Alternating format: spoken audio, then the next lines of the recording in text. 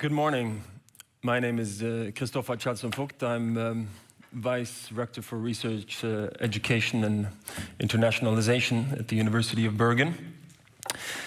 On behalf of the University of Bergen, it's a great pleasure to welcome you to this seminar on Europe-Africa Research Collaborations.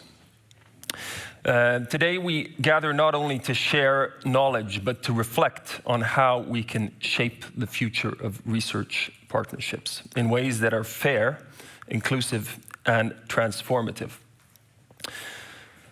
A warm welcome to those of you attending here in person, but I'd also like to give a special welcome to those following us online. We're delighted to have you with us as well. Global collaboration in research is more important than ever. The challenges we face, climate change, health crisis, food security, digital transformation, and so on, do not respect borders. They demand solutions that draw on diverse perspectives and expertise. The relationship between Africa and Europe in research has a long history, rich with achievements, but also marked by imbalances. Too often, collaborations have been shaped by asymmetries in funding, infrastructure, and decision-making power. If we are serious about addressing global challenges, we need partnerships that are built on trust, mutual respect, and shared ownership. If we want research collaborations to be truly transformative, we need to evaluate and, when necessary, change the way we work together. This is not just about fairness, it's about effectiveness.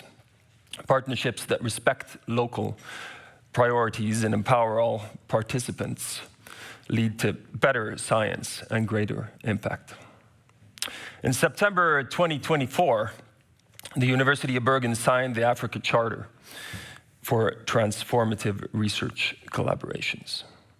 This was a milestone for us, and it reflects our commitment to building partnerships that are equitable, inclusive, and sustainable. The Charter is more than a statement of intent. It sets out clear principles for collaboration that we'll hear more about in Isabella's keynote shortly. These aspirations align closely with how the University of Bergen wants to collaborate with African universities and research institutions. We want to use the Charter as a tool, a framework to guide our actions and hold ourselves accountable. As an international research-intensive university with a long history of global engagement, there are several things we can do. One of them is to create spaces for critical engagement with partners and spaces to make the visions of the Charter known to as many as possible. This seminar is one such place, a place to listen, learn, and commit to action. And today's event is organized by the University of Bergen and the Coimbra Group, Working Group on Global Partnerships, in collaboration with SANORD and the Western University of Applied, Western Norway University of Applied Sciences. Sorry. So I want to thank all partners for making this event possible and look forward to Isabella's keynote and the conversations ahead. Thank you.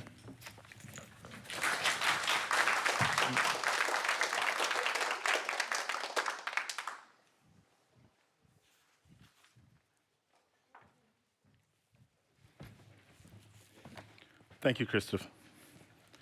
Now, without further ado, I want to introduce our keynote speaker, Isabella Abadarian, Chair in Africa Research and Partnerships, as well as Chair of the Perivoli Africa Research Institute at the University of Bristol. Isabella, please take this.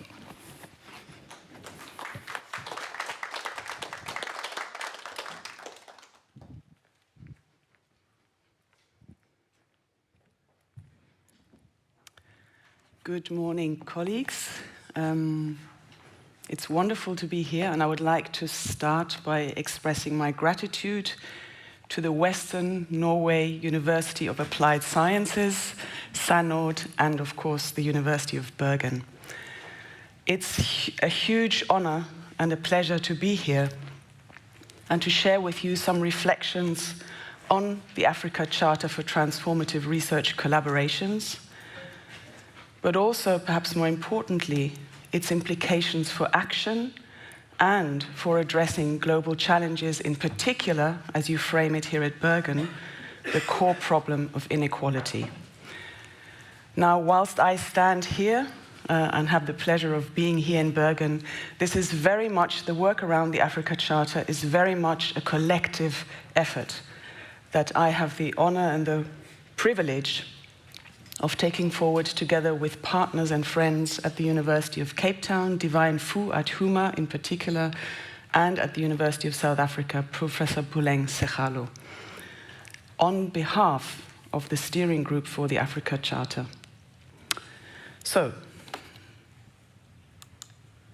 what will I speak to you today for the next 15 to 20 minutes? One, I will obviously start by reflecting on the Africa Charter, its positioning, what it is, how we need to understand it, and its key argument.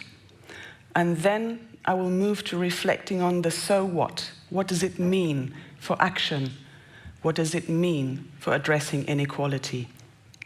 And I will end by suggesting a few lines of new inquiry and inviting all of you to reflect on those and perhaps participate in taking these further. So, the Africa Charter, what is it? This is the cover slide of the Charter.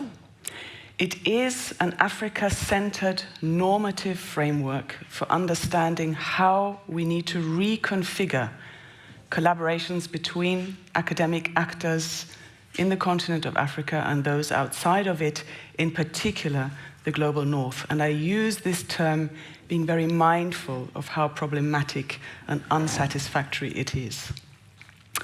It's the framework that was co-created by the major higher education and research bodies in the continent of Africa, the logos of which you saw on the previous slide. I won't go back to those, but including, amongst others, the Association of African Universities, the African Research Universities Alliance, CODESRIA, the African Academy of Science, and so on. But as the Charter was launched in 2023, it has also evolved, I think it's fair to say, into an incipient movement. We already have more than 120 institutional signatories to the Charter, including the University of Bergen, and including university networks such as the Coimbra Group, learned societies, individual higher education institutions across continents, as well as other research institutions. We have networks of interested scholars and research managers and practitioners who are all keen to engage with the Charter. And perhaps very importantly, we have engagement, serious engagement of funding agencies, publishers, even governmental and international bodies with interest in engaging with the Charter. The Charter has arisen amid a field, I think you will all recognize this, characterized by an intensifying, mushrooming debate on equitable research partnerships. A debate that has been, for the most part, led by northern institutions. And within this context, the Africa Charter asserts a need to shift the locus of considering what equity in research partnerships needs to entail, and what it is for, firmly to the South, firmly to Africa. And in doing so, it asserts the need to really go beyond the typical equitable research partnerships thinking. It does so underpinned by an explicit intellectual argument which draws on anti-post decolonial and critical scholarship from the continent of Africa in particular, as well as systems thinking. It also embraces and is driven, I think it's fair to say, by a basic decolonial orientation, even though it doesn't make that explicit in the text, but it is an orientation, a concern with the unfinished emancipatory and liberation project in the continent, essentially a concern with confronting the failures of nation states and the liberal international order within which we find ourselves to address multi-scalar, multivocal, intersectional claims to justice. And in some ways, these claims to justice and the failures are captured in these two questions. You can quibble with the wording, but I think they convey the essence of the concern. If all people are free and equal, why are so many marginalized, discriminated against, unable to act in the world? And why, if the oppressor is gone, are so many still poor, still powerless in their own countries, looked down upon by the rest of the world? So what's the argument then of the Africa Charter? And it begins very much by a look at the system, the broader picture. And it can be, and in many ways the argument of the Charter can be captured in a number of images. This is the first. This is a chart that shows the proportion of international collaboration 2020 to 2021. And what this image, I think, illustrates quite clearly is that Africa is the world region with the highest rate of international collaborations. The key partners for academic actors in the continent of Africa are in the United States, in Europe, in particular the UK and France, the northern super science powers, if you like, as well as the Netherlands and Switzerland. And former colonial links are significant in shaping current collaboration patterns. What this means, essentially, is that collaborations with the North dominate Africa's scientific effort, at least the indexed scientific effort. This is the second image. This shows you the landscape of the international collaborative scientific effort. I apologize for those of you at the back of the room, you might not be able to read this, and there's no need to go into it in detail.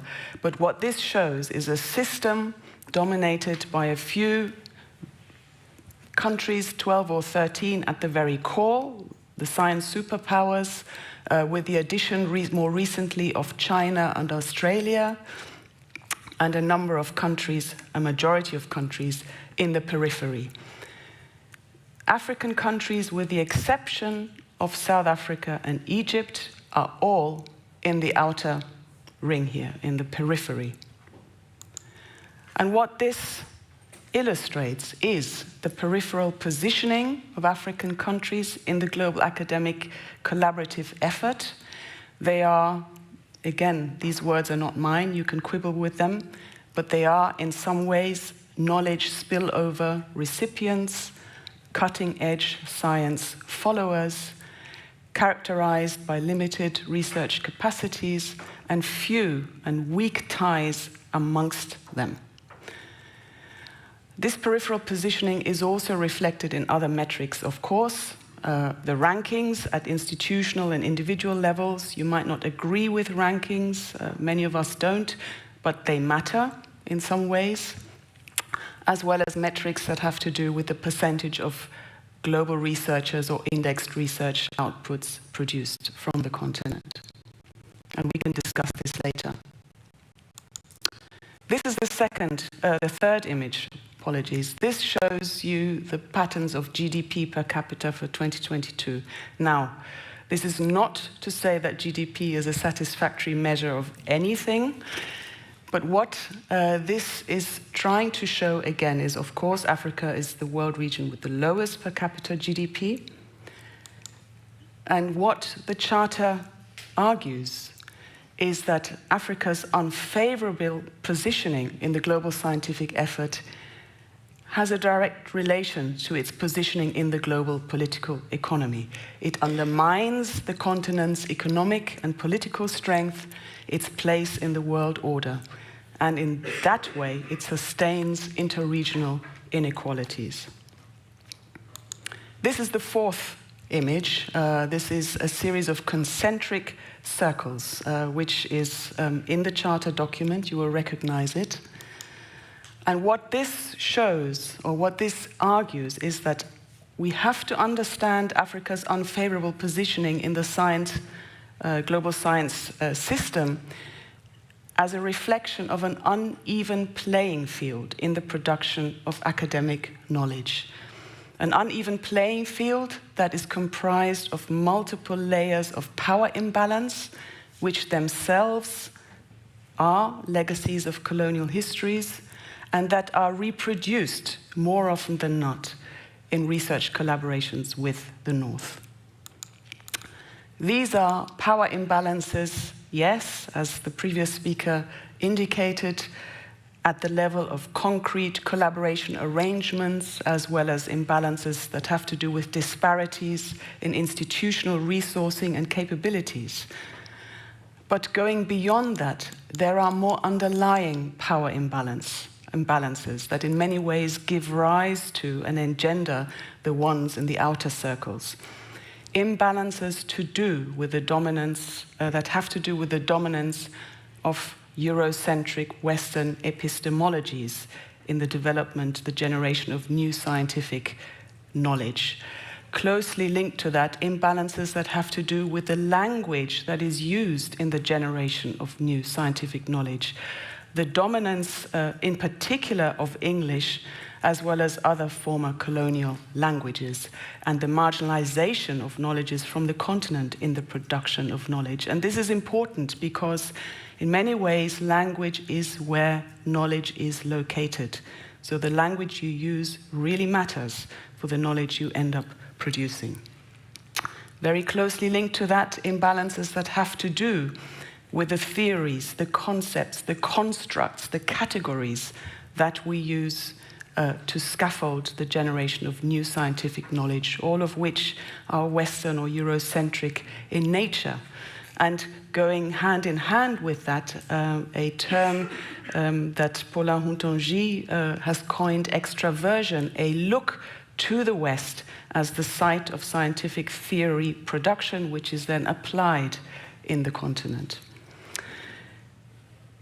Closely linked to that, finally, is a hugely important layer of power imbalances, which is encompassed in the development frame, which so often undergirds research collaborations between Africa and the global North. A development frame which almost always positions Africa as developing, a site for investigation, a site for intervention, a site that needs to catch up with the advancement of the global North. This unidirectional gaze from the North to Africa is hardly ever returned, and I'm aware of only one or two instances where it is reversed. Beyond the unidirectional gaze, the development frame also in some ways limits the areas that are deemed relevant for inquiry in the continent. So long as they fit within the global development agendas, health, education, whatever, it's fine. But any areas of collaboration, scientific work that don't necessarily fit within this global development frame rarely are funded, and rarely do opportunities exist for African scholars to work on those. So, the Charter argues that it is an imperative to find ways to redress these power imbalances, to find ways to even the playing field in scientific knowledge production, academic knowledge production. It is an imperative as a matter of social justice, if you like, reparative justice, with a view to creating a global academic effort in which scholars, institutions, knowledges produced from the continent take their rightful place. It is also, of course, a question of advancing the continent's aspirations And equally importantly, it is an imperative as a matter of fostering an enriched scholarship, better science, if you like, to address the world's crises that, as we heard just now, we all face together. An enriched scholarship that is able to provide alternatives to the monochrome logic of Western thought that we remain caught within, and that in many ways underpins and has led to the crises that we face today. And critically, if we want to even the playing field, we need to understand that Africa-North research collaborations are a critical entry and leverage point for doing so. They have transformative power precisely because they are so dominant, as we saw right at the beginning of my talk. What would that take? Well, it would take a transformative mode of research collaborations, a mode of partnership working that really seeks to redress each layer of power imbalance, and this is what the Charter's 10 principles speak to. And it would take concerted efforts to drive change in 4 domains, if you like, to ensure that a collaborative, a transformative mode of collaborations is embedded as best practice and progressively as standard practice across fields. Change has to happen at the level of individuals' consciousness and capabilities, at the level of shared practice norms. You know, what counts as good research? What do we understand as excellent collaborative research, for example? Change in resource streams, of course, and perhaps, I can't say most importantly, all of those are importantly, but as far as the Charter is concerned, very importantly, at the level of the policies, the regulations, the guidelines that make up the architecture, the structural architecture of our higher education systems, and which in many ways are constitute the rules of the game for what kinds of collaborations can unfold.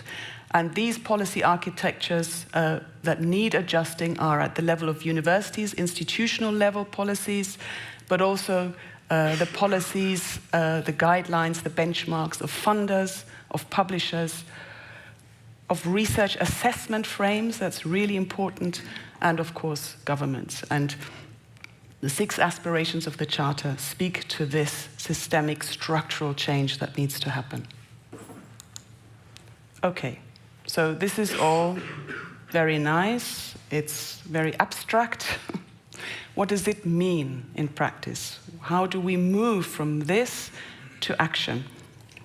And the initiative around the Charter has worked over the last months, or year, I should say, to develop some guiding documents, some resource documents to really support the movement towards practice and policy change guided by the Africa Charter. Resource documents for signatory institutions. What does it mean to be a signatory to the Africa Charter? And what is a roadmap of concrete recommended actions that signatories can take? But also guidance for individual researchers and research support officers. What do the principles of the Africa Charter mean in practice? And we're piloting a playbook that will support individuals or groups in reflecting on their existing collaborations, but also in designing new collaborations in line with the Africa Charter. And with a view to really fostering a move from what we have at the moment, a community of interest, to a community of action. We will be launching in February a dedicated web portal for the Africa Charter and for all those that have signed and are interested in it, and are planning a first convening of signatories of this community in summer of next year in Accra, details of which we will be sharing as soon as possible. But of course, as I mentioned at the beginning, there is another so what. What is the relevance of all of this for addressing inequality?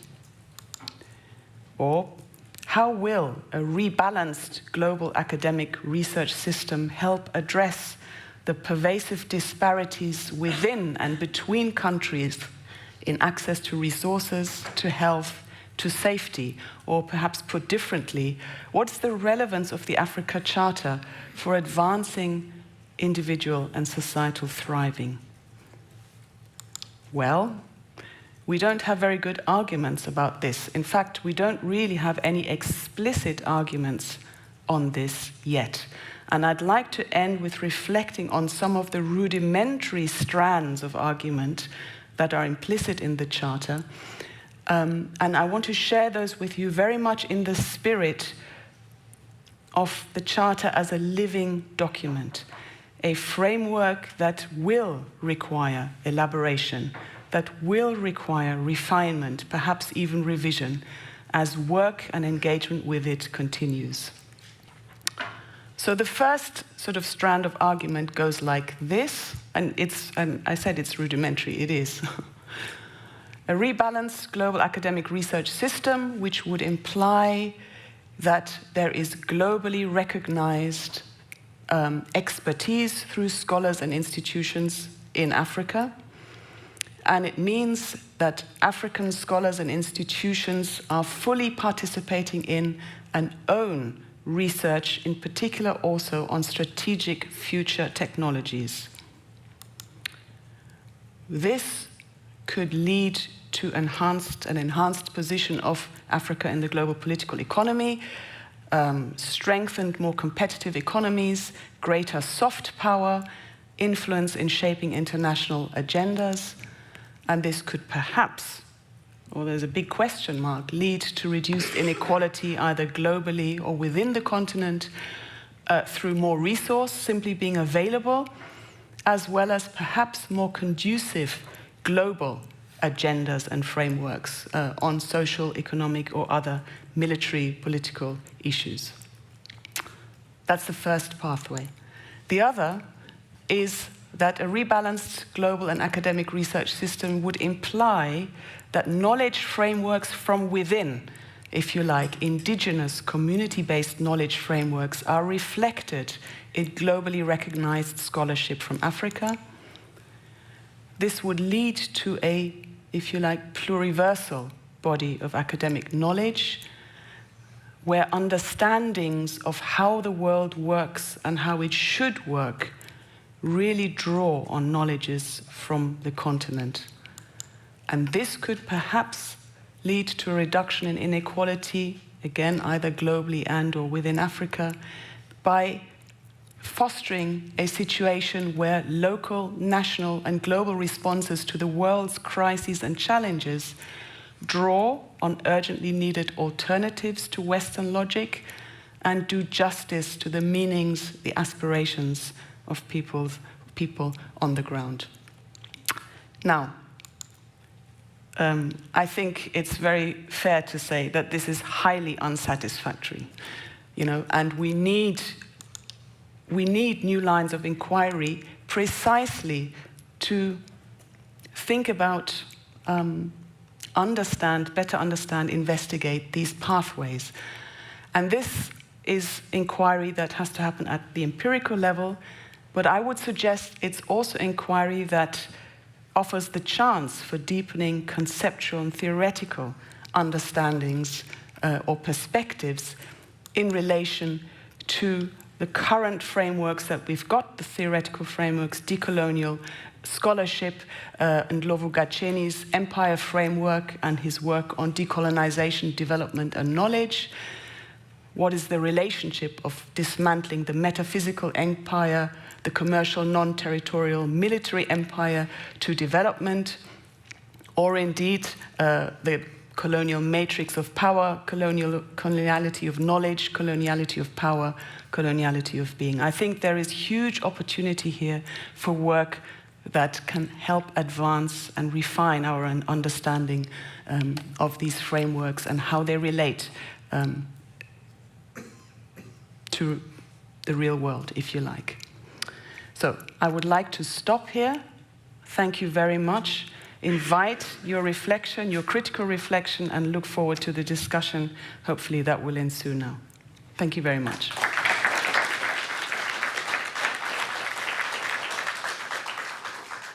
So do I stay here or what?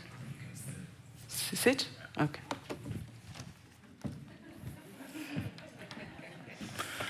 Thank you very much, Isabella. They're very clear instructions from the chair who forgot to introduce himself. I thought somebody would notice and they would raise their hands to say, we don't know who you are. I'm Wesley Maraire. I am here at the Anthropology Department at the University of Bergen. And it's fantastic to listen to Isabella speak, part of the conversation that we're continuing from our meeting that we held in Brussels last year. So it's incredibly refreshing to see the evolving journey that the Africa Charter is taking, but also being embraced. And I think we and you can say that we are in this transformative mode, which, as I reflect on it, as the years sort of go by, is not a box-ticking exercise. So you're not just putting your signature on and forgetting about it. But we're effectively seeing what Isabel's calling soft power, what I would like to look at as sort of soft power that is hardened through following the playbook and then adapting it to your specific situation. And to discuss Isabella's keynote, we have Bjørn Bertelsen, Academic Director of the Holberg Prize and Professor here at the University of Bergen. Bjørn, the floor is yours.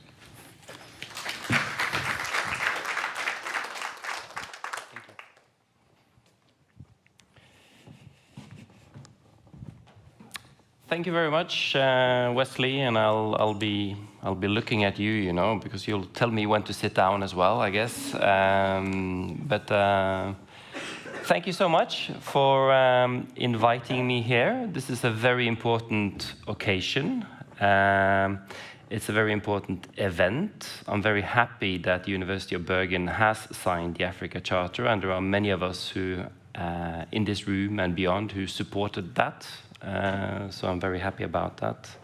I'm also very happy to have been asked to be a discussant after this very rich and thought-provoking keynote. And I would, of course, especially like to thank Isabella Abodrin for having shared her perspectives, arguments, and experiences with us, and also the challenges inherent to the Africa Charter and the rolling out of the Africa Charter. So thank you very much, and also for taking the time to come to Bergen. Second, I would like to commend Professor Abodrin for being one of those that took the initiatives to the great project of the Africa Charter. You made very clear in your presentation that this is not a one-woman initiative. I mean, it's a collective initiative, and you mentioned people like Professor Divine Fu at HUMA in South Africa, who I have also had the good fortune of collaborating with, and there are many, many others, and this is important. It's also very interesting to see how the Charter develops in new and exciting ways and really is a living document, as you also underlined. And I think by underlining at the end especially that this is a living document, you also not only invite us in to reflect, but also invite us in to be more or less organic parts of that kind of development. So I think the emphasis on life and document is very important. I think one of the great contributions of the Africa Charter is that it tackles the problem of what one could call academic extraction from the continent of Africa. Africa is, in academia, as in colonial and also the post-colonial era, a zone of extraction of data, of minds, of different aspects of research. And we should be very, very happy that the Africa Charter provides a way to tackle that on so many levels, and also tackle how we can rethink this. So in a sense, I would like to recognize the great gift that the Africa Charter is for research. for universities and for funding bodies. It provides effectively a horizon for how political and administrative levels of our universities and funding bodies may rethink how research collaboration, project and larger consortia are put together. And I'm looking at the representative of the directorate here, so he also has this. Gifts, even intellectual and institutional ones, as the case may be here, are truly important, not only to those of us who happen to be anthropologists, as I am, but also all of those who care for research and the infinite number of relations that make up research. Gifts, such as the Africa Charter, fuels, energizes, and reshapes the social and institutional world of research. Fourthly, in the same vein, I also really appreciate the focus on transformation and the future-orientedness of both the Africa Charter and also Professor Abodrin's keynote. Now, what that transformation may entail, I think, is something we may discuss and perhaps not agree on fully, which is fine. But I think we both agree that the future-orientedness is fitting in this regard, as Africa, in very many respects, is a continent of and for the future. Now, being a discussant covers a number of sins in a way. You can do it in very many different ways. But I thought that in the time we have left, which should be around X number of minutes, I can give a few very general reflections, and then we can engage in a dialogue. First, perhaps Isabella and I with a few issues, and then we can open up the floor for the audience, and who knows, perhaps also those following us online. In my first point, I would like to go back to the intellectual underpinnings of the Africa Charter, which I think is hugely important. There is a focus in the Charter on epistemology, and epistemology is, in a sense, at the core of the dimensions here.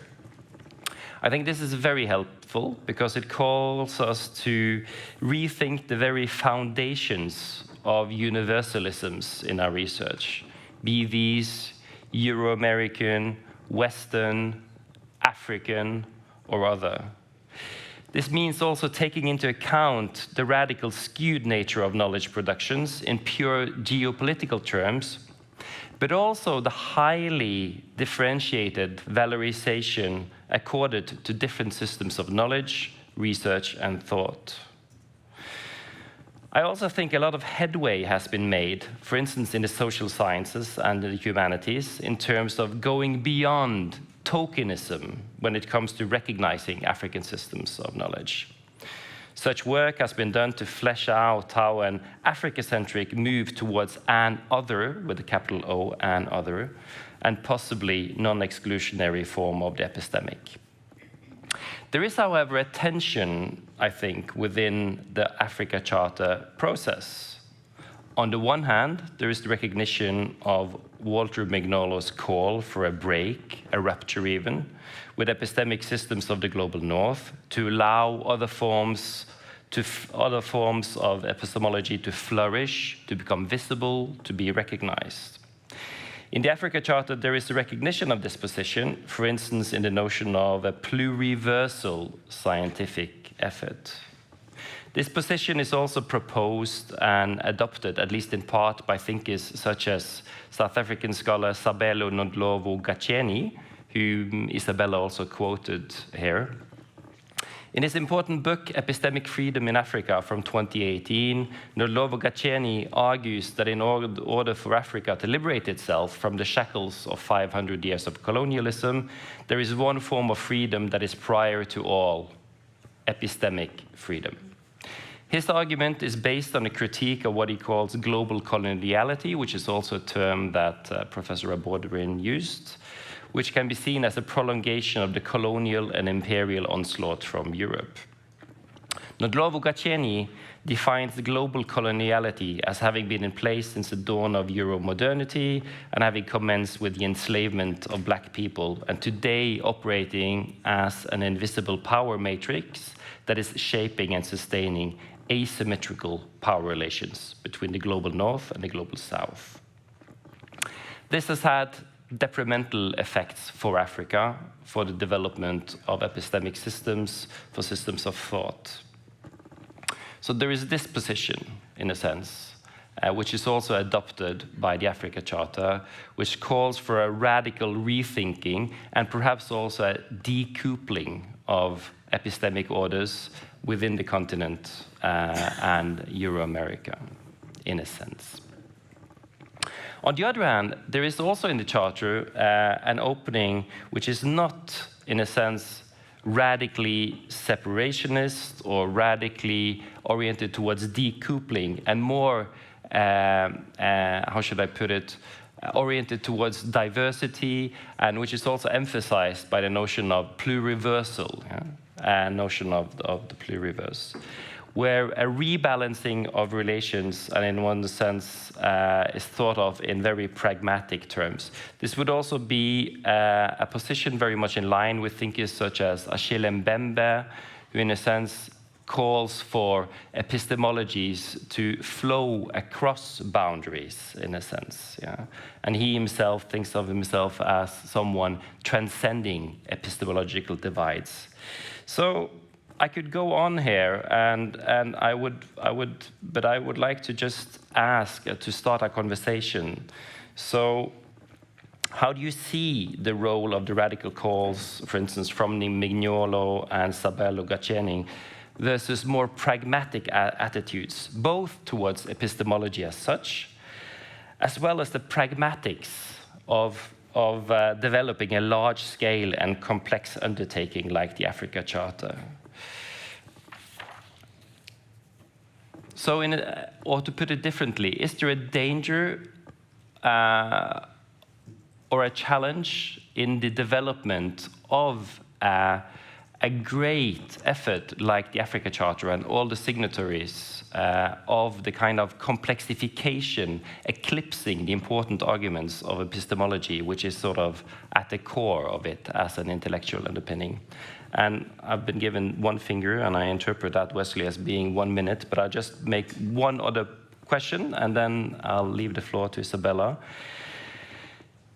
A very quick question. It seems to me perhaps easier to adopt the Africa Charter within the social sciences and the humanities than the larger hard sciences, the natural sciences, the medical sciences, the huge lab-based enterprises. So I would just like to have your reflections on that. I mean, how is it possible to work with the Africa Charter from, the small-scale social sciences and humanities and within these larger frameworks? And I could just mention one example within the global health framework, for instance, which is has a lot of resources, financially, academically, institutionally, but it's also very much influenced, for example, by development thinking. Yes. So just to end on that. I have more questions, but I will leave the floor to you, and we should also leave the floor to the audience, I guess. Thank you.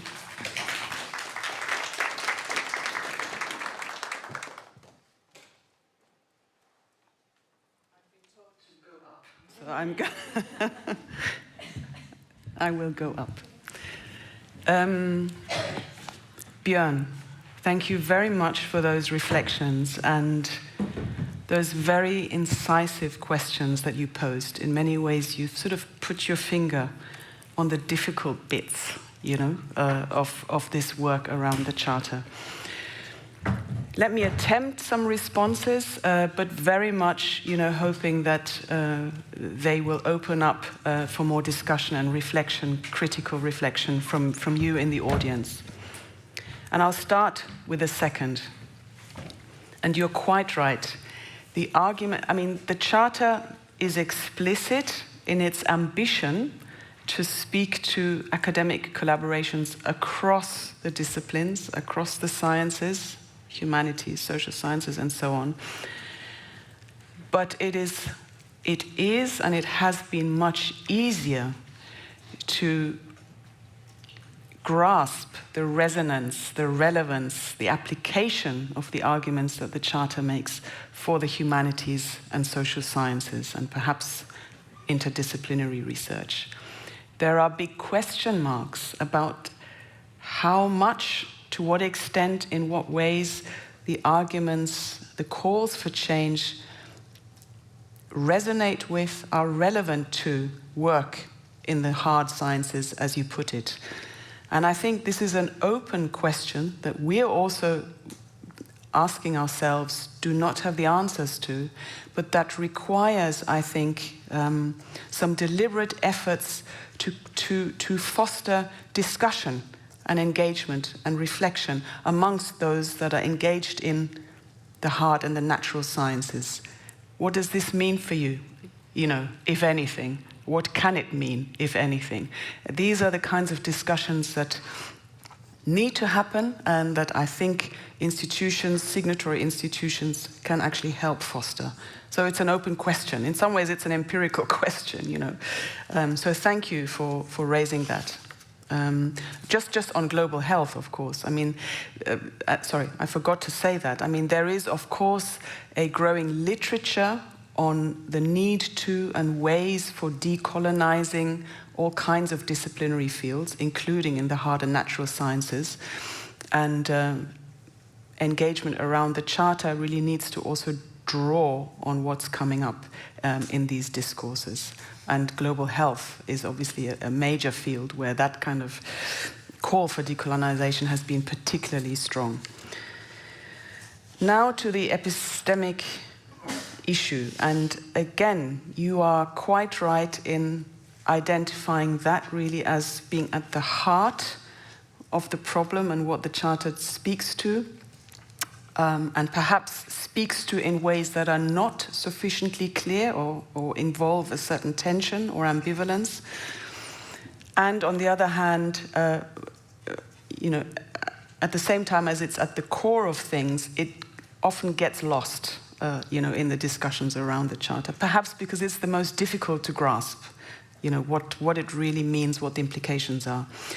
I think that in terms of where the Charter falls, I don't think it's calling for a decoupling. I really don't, my interpretation of the Charter isn't that it calls for a decoupling, and that it leans more towards the pragmatic way of understanding the direction of travel. And I think ultimately it boils down to methodological questions. What is possible? How can we understand the nature of indigenous or community-based knowledges? What is possible, and what are the forms of conceptual bridging between these knowledge systems and the generation of new academic knowledge? Is that even possible?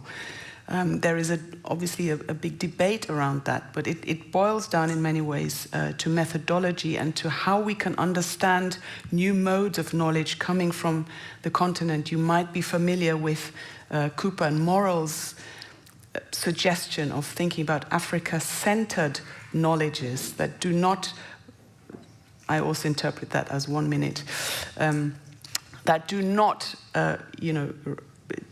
disregard totally existing theories and concepts, but try to bring those in where appropriate, but entangled with realities, lexicons, and so on from the ground. So again, I think this is something that has to emerge from trying to practice this and understanding what is possible. And the last point here is that we do need to draw on efforts that are ongoing, that are expanding in many fields, careful work that's trying to build on knowledges from within.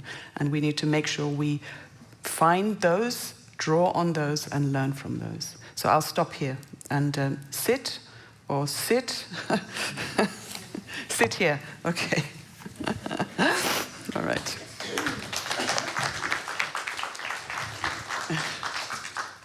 You're absolutely great at following instructions. Okay. So at this point, we will move to the Q&A.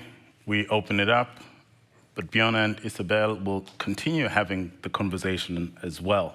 And we will have Bjorn respond or say something at the moment while we prepare questions for both you guys who are in the audience and those who are online. And as we do that, there are two things to say.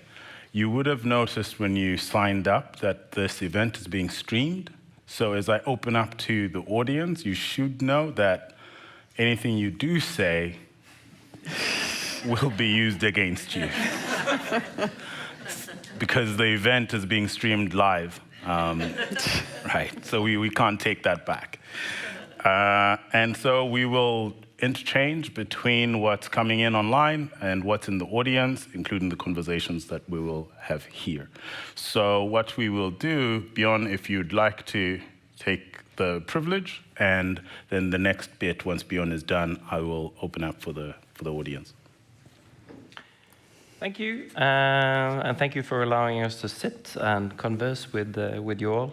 First of all, thank you for the responses, Isabella, to my comments and queries, and it was nice to hear you flesh out, the kind of the importance of epistemology, and also underlining the non-decoupling kind of idea here, which I in a sense knew, but I wanted it to be fleshed out because many react a bit when they see the kind of language in the Africa Charter, the decolonial language, and many have in my own field also in anthropology have these gut reactions that this is nothing valid anymore, this kind of idea, and I think that's wrong. I mean, it's a misreading of the intention of the Charter, and also, as I said, the great gift of the Charter and the possibilities of the Charter. So I thought I would, bring our discussions to sort of the basics at first, and I was very, heartened by your response, and I thought it was illuminating as well. I just wanted to bring up another issue, which is that academia and research institutions are under a lot of pressures, both in the global north and in the majority world, as some call it, which I think is a very helpful kind of term, and including, of course, on the continent of Africa. And two major kind of challenges that universities and research face are, on the one hand, academic capitalism, the commodification of research, the commodification of publication outputs, the commodification of all aspects research. And another great challenge is the rise of populism and neo-nationalism in all kinds of forms and formats, which also transform how universities and research institutions respond, how they frame research, how they rethink what a research project is, etc., etc. So, are there any tools, as you see it, in the Africa Charter or in the Africa Charter process for helping us as academics tackle these two kind of great challenges? Because I think we all recognize that we should, in a sense, tackle these, and we should find room and space and opportunity to abide by, to help develop the Africa Charter, but are there also tools within the kind of Africa Charter that may help us in this regard? Thank you, Bjorn.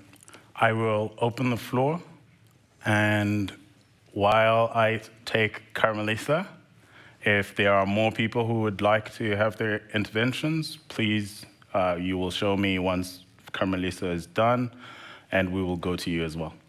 Thank you. Should I stand or sit?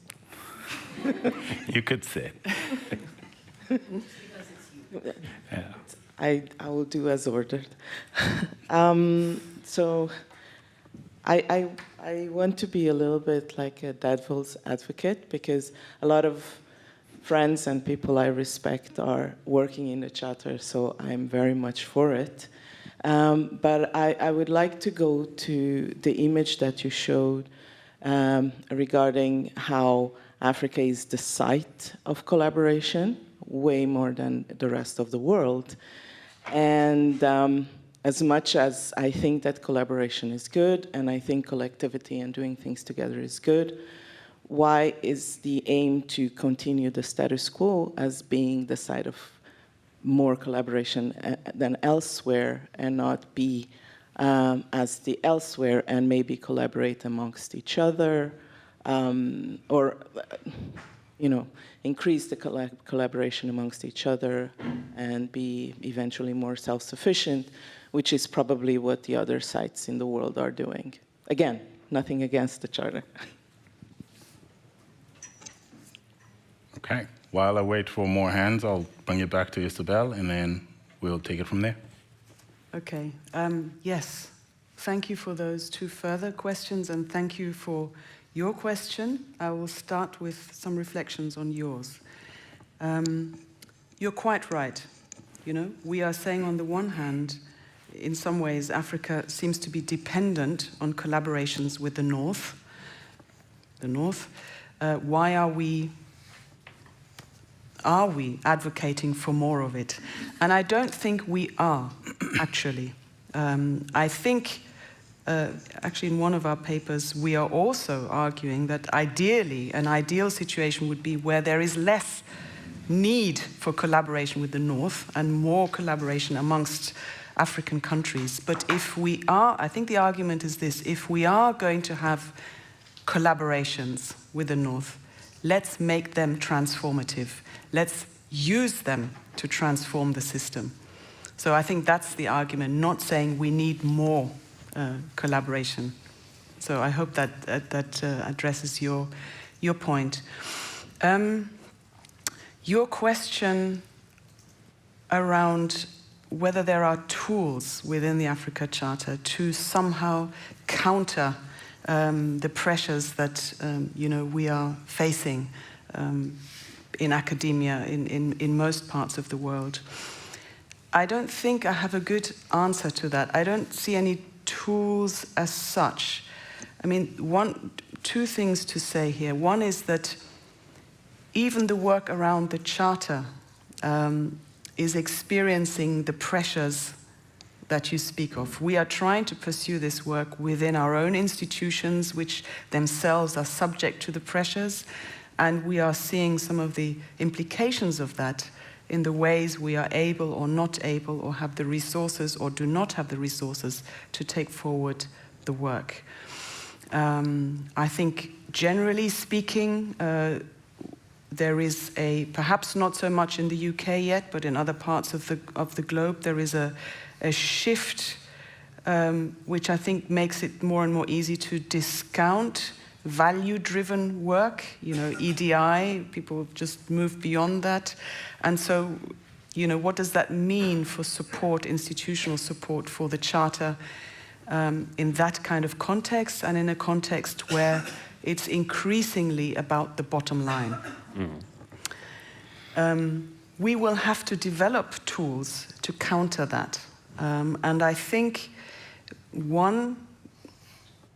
it's not a tool, but one source of strength is precisely the community of interest that's gathering around the Charter, institutions, individuals that are ready to champion it.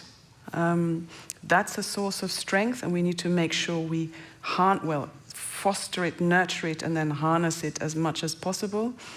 And the other, I think, is to ensure that we continuously refine our arguments, making the case for why the Charter is important.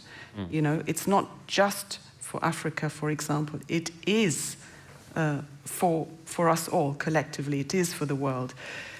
that's a very simple way of putting it, but we need to make sure we make the case more clearly and more loudly for why this is important beyond, if you like, value-driven social justice kinds of arguments. Yeah. Brilliant. Do we have more questions from the audience? Okay, we have 1, 2.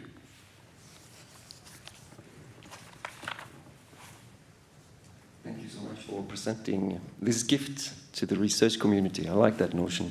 My name is Adam Isaac from the Western Norway University of Applied Sciences. And so far, we haven't heard the issue of funding. Perhaps it's jumping to conclusion in this charter, but I'm very interested in the issue of rebalancing the global academic research system and instrumentalizing the soft power into hard power. What is the position of the African Charter in establishing alternative funding pathways in reaching a more just research system globally? Do you want to take a few? And then... Yes, we have the second one right behind. I read somewhere that the cooperation with China is more inclusive and it has more, especially when it came to infrastructure project and research. Can you, as BRICS member in South Africa, can you talk about these differences between cooperation with North and cooperation with China, and how can one learn from the other in this aspect? We have a third right here.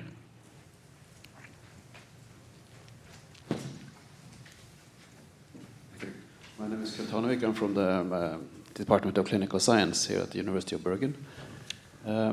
When you said funding over here, then I started thinking, so there is this instrument from the European Union with the EDTCP grants, where there is a coordinator in Europe or South Africa, but there is always supposed to be a scientific lead coordinating the projects from the African partner country.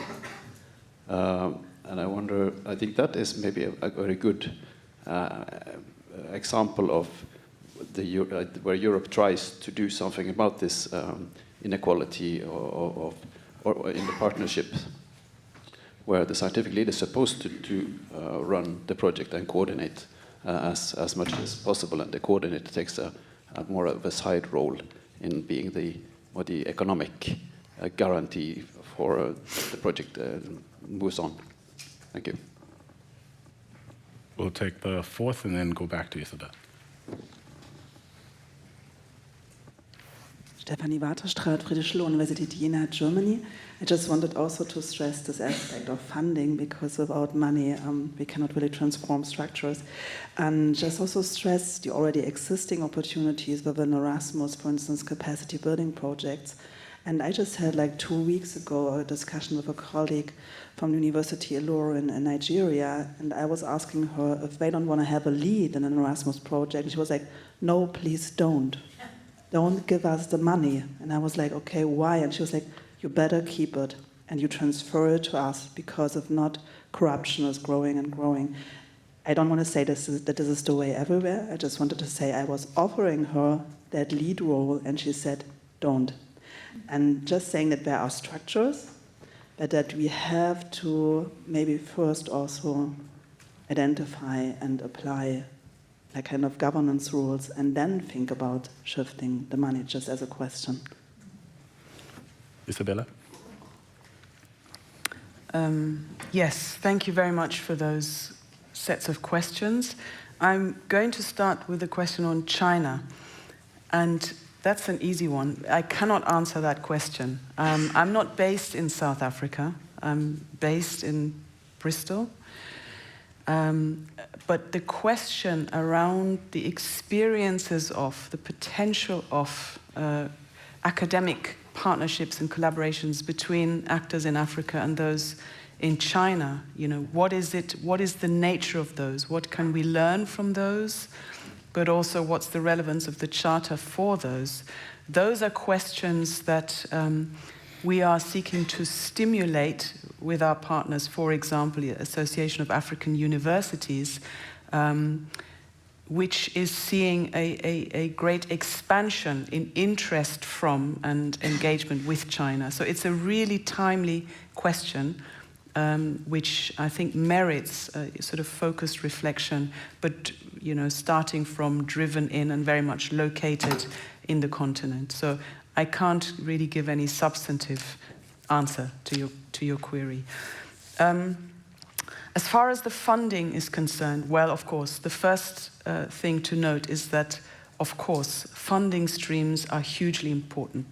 They're part of the rules of the game, as I mentioned. A side note is a question to what extent funding agencies are independent in setting their directions and their frames, or rather have to implement directions and frames given by governments. So that's, you know, it's a question, probably different answers in different country contexts. We are trying, as part of the initiative around the Charter, to directly engage funding agencies, both at national levels as well as at regional levels, for example, the EU. This is a slow, organically evolving conversation, you know, trying to make the case for why the Charter is important and why and how funding agencies could consider adjusting their framings to support a transformative mode of collaboration. But this is something that you know, will have to evolve, and how successful it will be, we don't know. But this is also something where the community I spoke to, the potential of collective effort, advocacy, voice, for example, from signatory institutions, could make a difference in engaging funding agencies, for example. So, you know, this is something very much in process. There is a need, just as with useful and good, you know, practice that's evolving in academic spheres, to look at positive steps that are being taken by funding agencies. You mentioned EDTCP. I don't know what that is. That the correct? You know, that sound. It's important to recognize those, but perhaps also recognize that they deal with, for the most part, the outer two layers of the concentric circles, you know, the asymmetries in concrete collaboration arrangements, for example, who's PI, who leads, who has control of the budgets, and so on.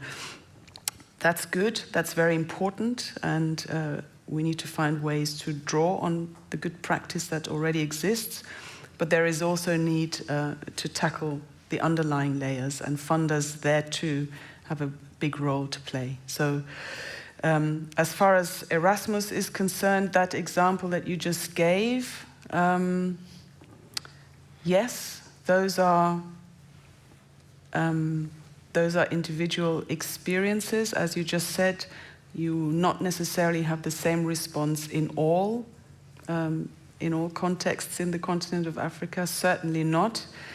And I should say that the whole ideas around research governance and management, they too need to better reflect and understand actually conditions, practical conditions and needs on the ground, you know, without necessarily trying to impose a certain set of structures and directions that are not reflective of those kinds of realities. So there's a lot of work that needs to be done there, and actually work and thinking about that is ongoing as we speak. So, yeah, but thanks for raising that particular example. Thank you, Isabel. Okay, so we are right on the dot for some tea, coffee break. And we will come back in 10 minutes. So at 25 after 10. And promptly as well, because the event is being live streamed, so if you go in and out, it causes distractions for those who are online.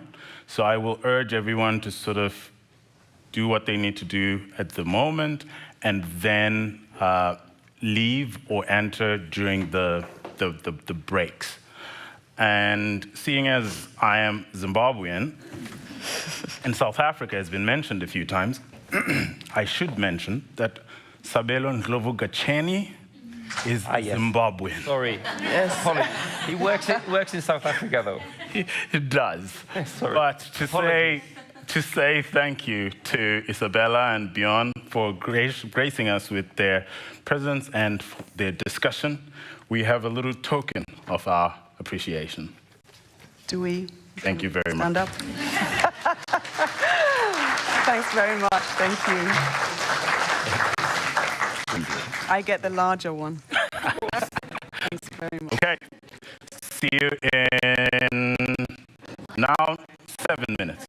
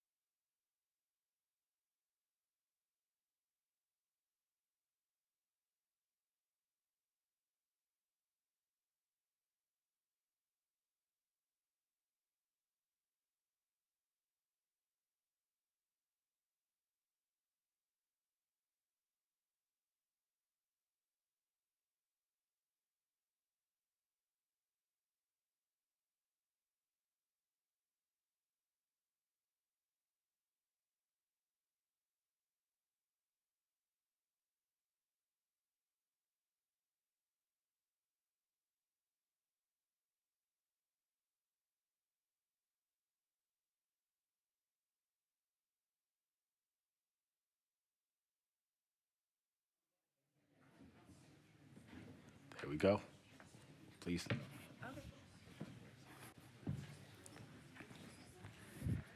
So, good morning, everyone. My name is Kristin Svartveit. I work here at the University of Bergen in the Division of Research and Innovation in the Central Administration. And although I work in the administrative part of the university, or even because I do that, I thought the first part of the seminar was really, really interesting, and I think that in the administration we try to do our best to prepare the partnerships that the university has, both help the researchers but also the institution in doing so. So having the tools that Isabella was talking about, the more concrete tools, what can we do also in the administration, not only those who actually have the partnerships, but also us helping to prepare, is very, very exciting and very interesting. And I really look forward to engage with those tools when they come. I'm going to present something a bit different, but still perhaps relevant. One of the networks that UIB participate in, perhaps extra relevant in this setting, and also perhaps extra relevant in when our university is going forward with the Africa Charter.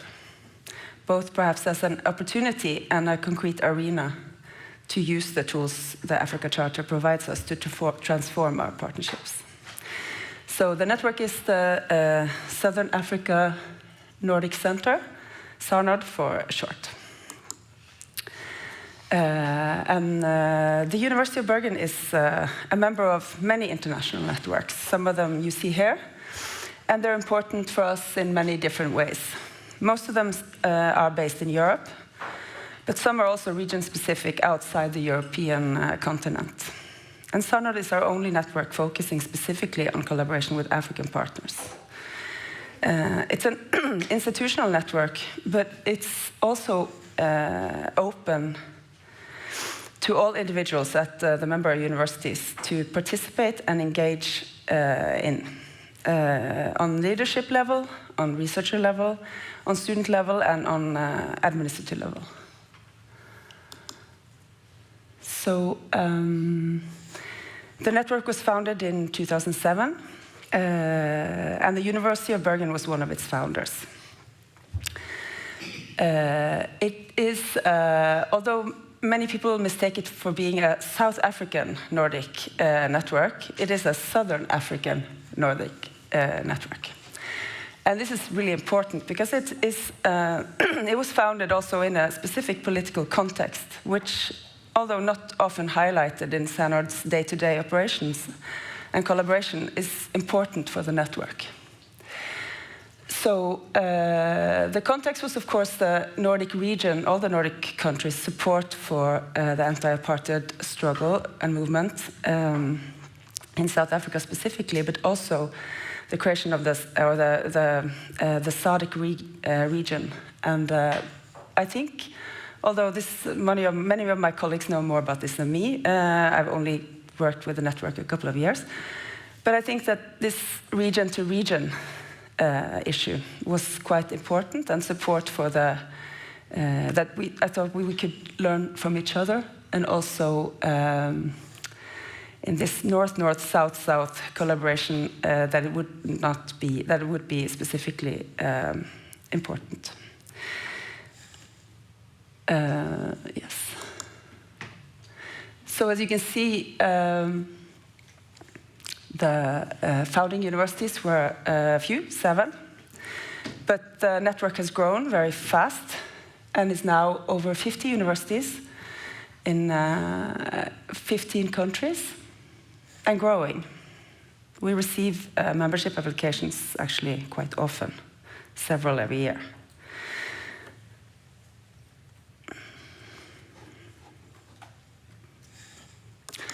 The governance of the network, or the structure of the network, is that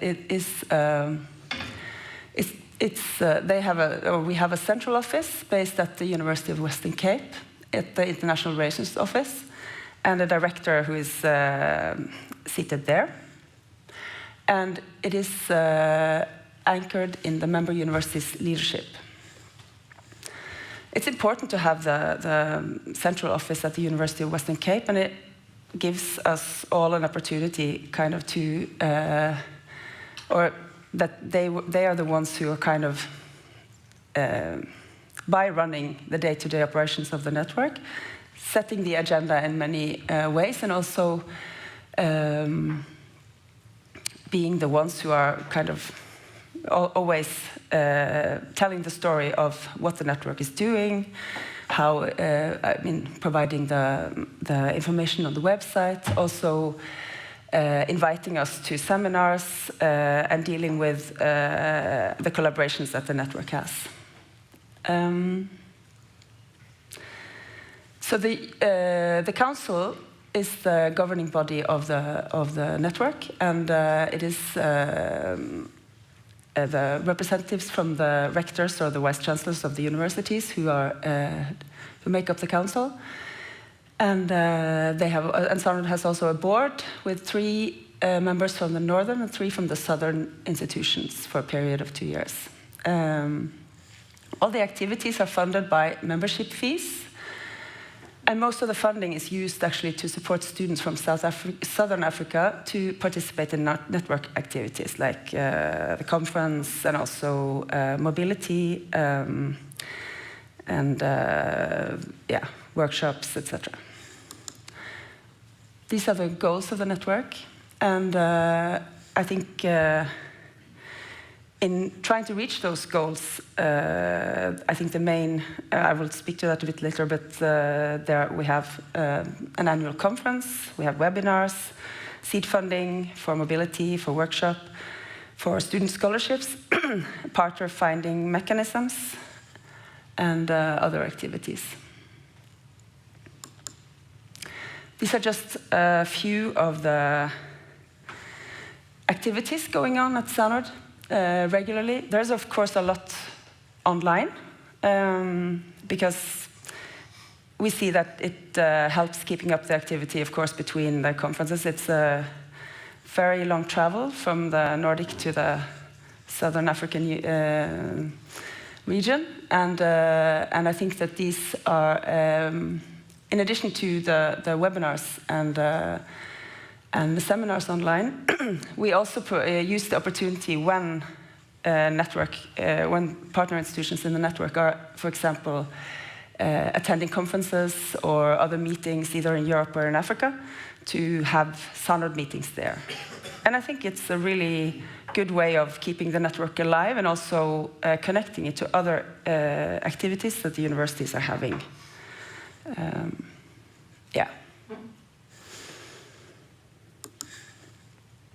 The students are important to the SANOD network, and there are several opportunities for the students to engage in the network. We have scholarships to support master student mobility, and we try to avoid, of course, the sad development in the Nordic countries to have fees for students outside Europe to study in our institutions, so that we often have on master level that the opportunity to come to write your thesis, for example, to receive veiledning, mentorship and supervision, thank you, and a stay up to 5 months at the Nordic University. So this goes actually only one way. It provides the students from the Southern African region opportunity to stay in the Nordic region, because we see that the Nordic students often have lots of other opportunities to, not always lots, but still have other opportunities, while the Southern students not always have that same flexibility. Students can also have an internship at the SANOD office, which is also valuable both for the student and the student's university. And we also have the 3-minute thesis competition, which is actually also mirroring the Coimbra Group 3-minute thesis competition. So for example, at our university, we have this competition, and the winners will have an opportunity both to go to the Coimbra finals, but also to visit the SARNOD annual conference, which we see is a really great opportunity for many students who, and also a way of both expanding their network and also learning more about dissemination, of course, of their research. The picture on the top here is a picture of the winners in 2025, and where one of them was from University of Bergen.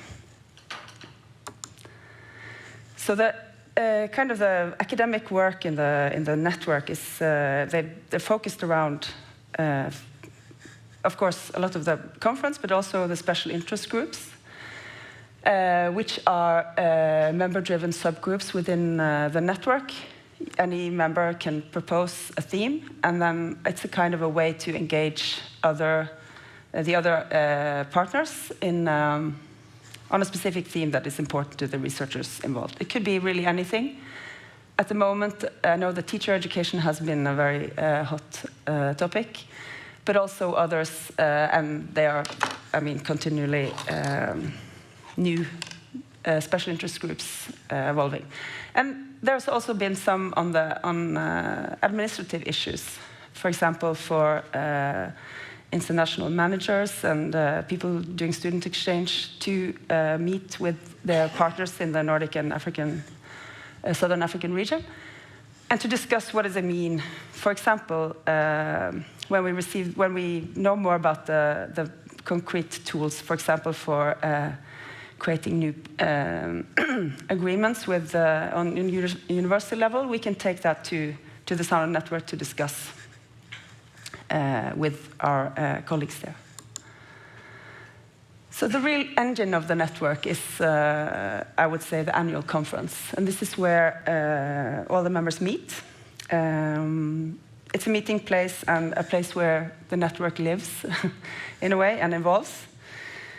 And it's it's an interesting conference because it's not, for those who participate, it's not really, it's a lot of people with different topics and different fields, and not always maybe direct people who are doing the same things as you, but it's a network conference, so you meet and you listen to a lot of different presentations with that can be inspiring in many ways. And it's a very low threshold to participate, which I think is a good thing. Scholars and students presenting their work, and rectors roundtable and contact persons meeting, so all levels are engaged. You see here just a few examples of the conferences, the last conferences, and the next one will be in Namibia in September 2026.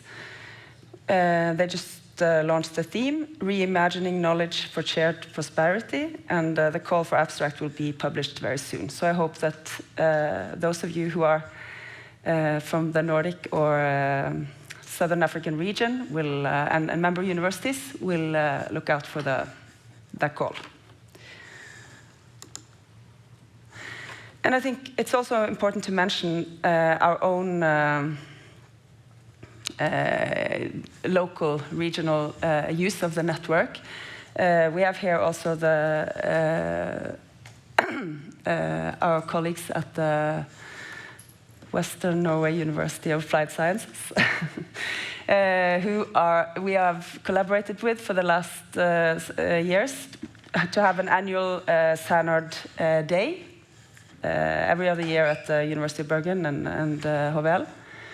And it has been provided a really good opportunity for us to also take in the perspectives from the Nordic side and from the Bergen side on what it means for us to be in this network, what it means for us to have these African partners, and share and be inspired. And we also hosted the annual conference in 2021, unfortunately online due to the pandemic, but still it was a very good and learning experience. So, in short, why is this network special and important for our university and worth mentioning, especially when we discuss partnership in a setting like today? I think it has a special take on partnerships that encompasses the whole university, from the leadership to the student, and from researchers to administrative managers. And it gives the members a combination of strategic partnership in our own region and strategic partnership with the Southern African region. And I think that makes it a special, valuable network for us to use when we work with the African Charter, as an example. So, thank you.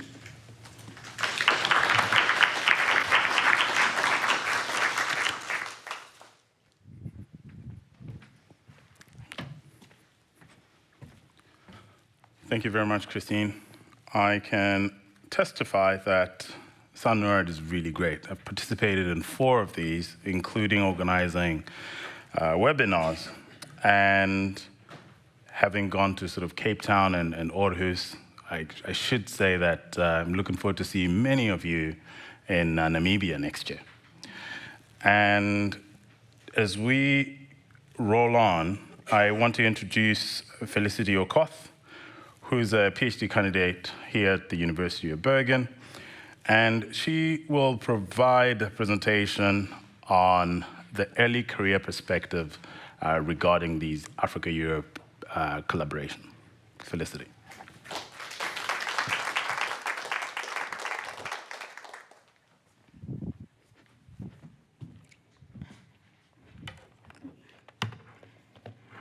Thank you, Wes, and thank you for having me here.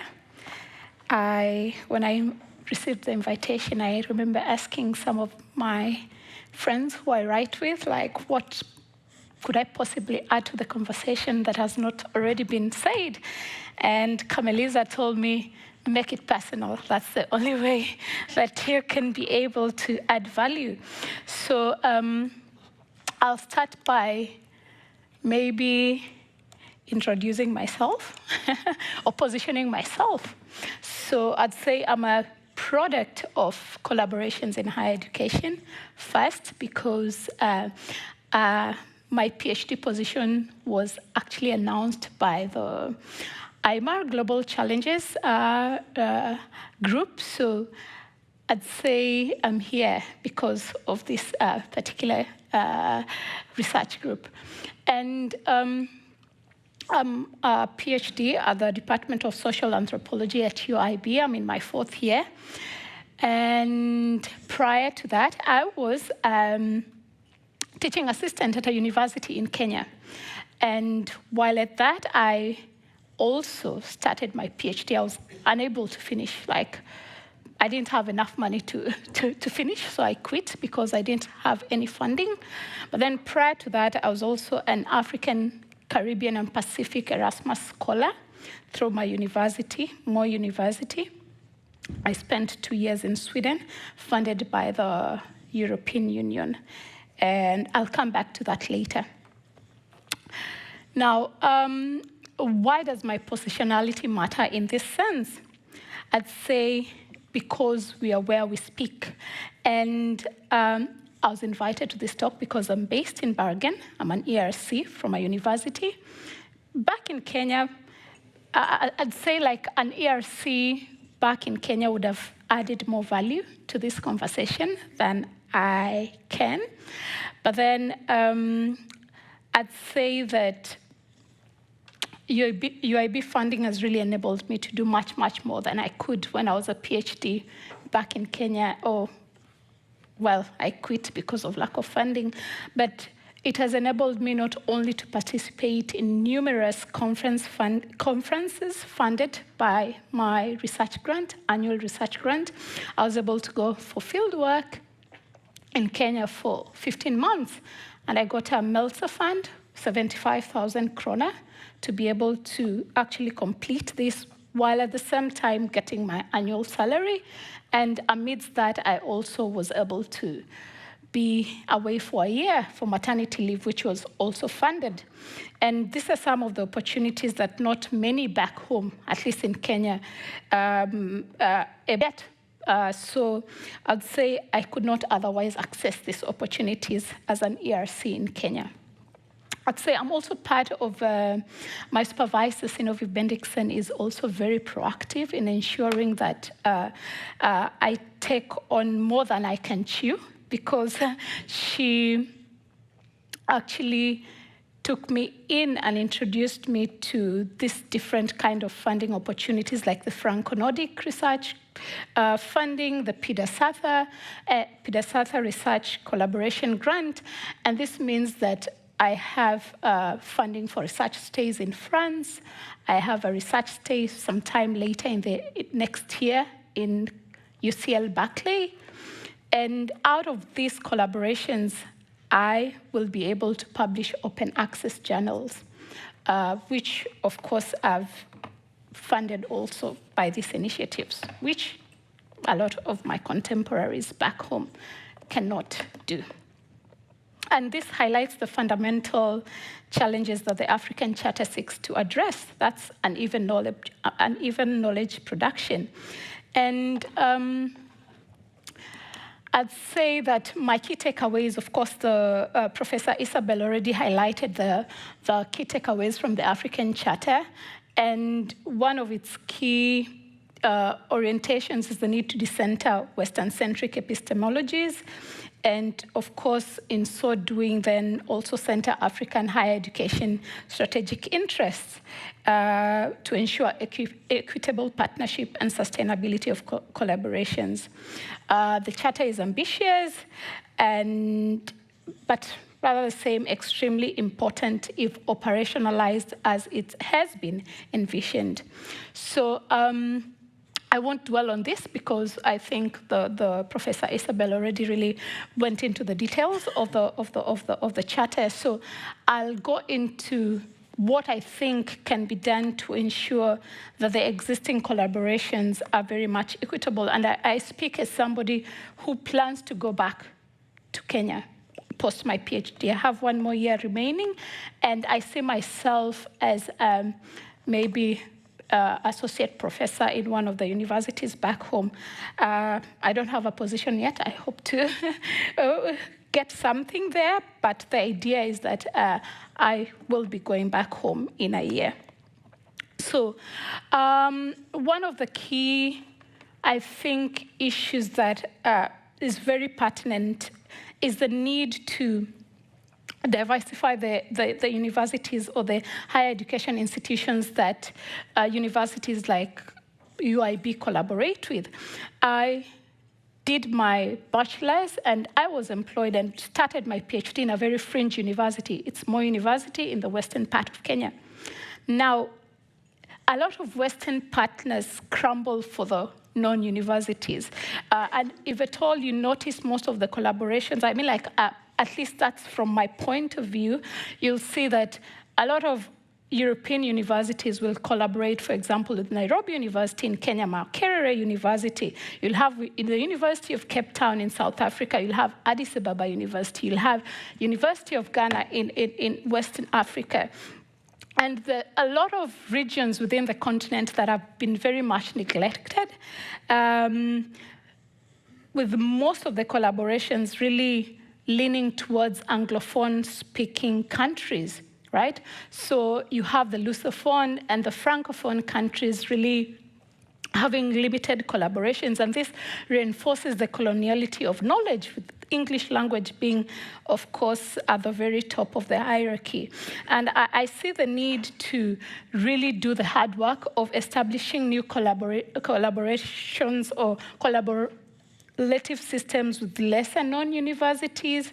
But I mean, like, we need to do the work. And collaborations in this sense should ideally involve more than one university within the same country or within the same region, because for sustainability purposes, there should be learning across universities within the same region and not only collaborations that East or north-south.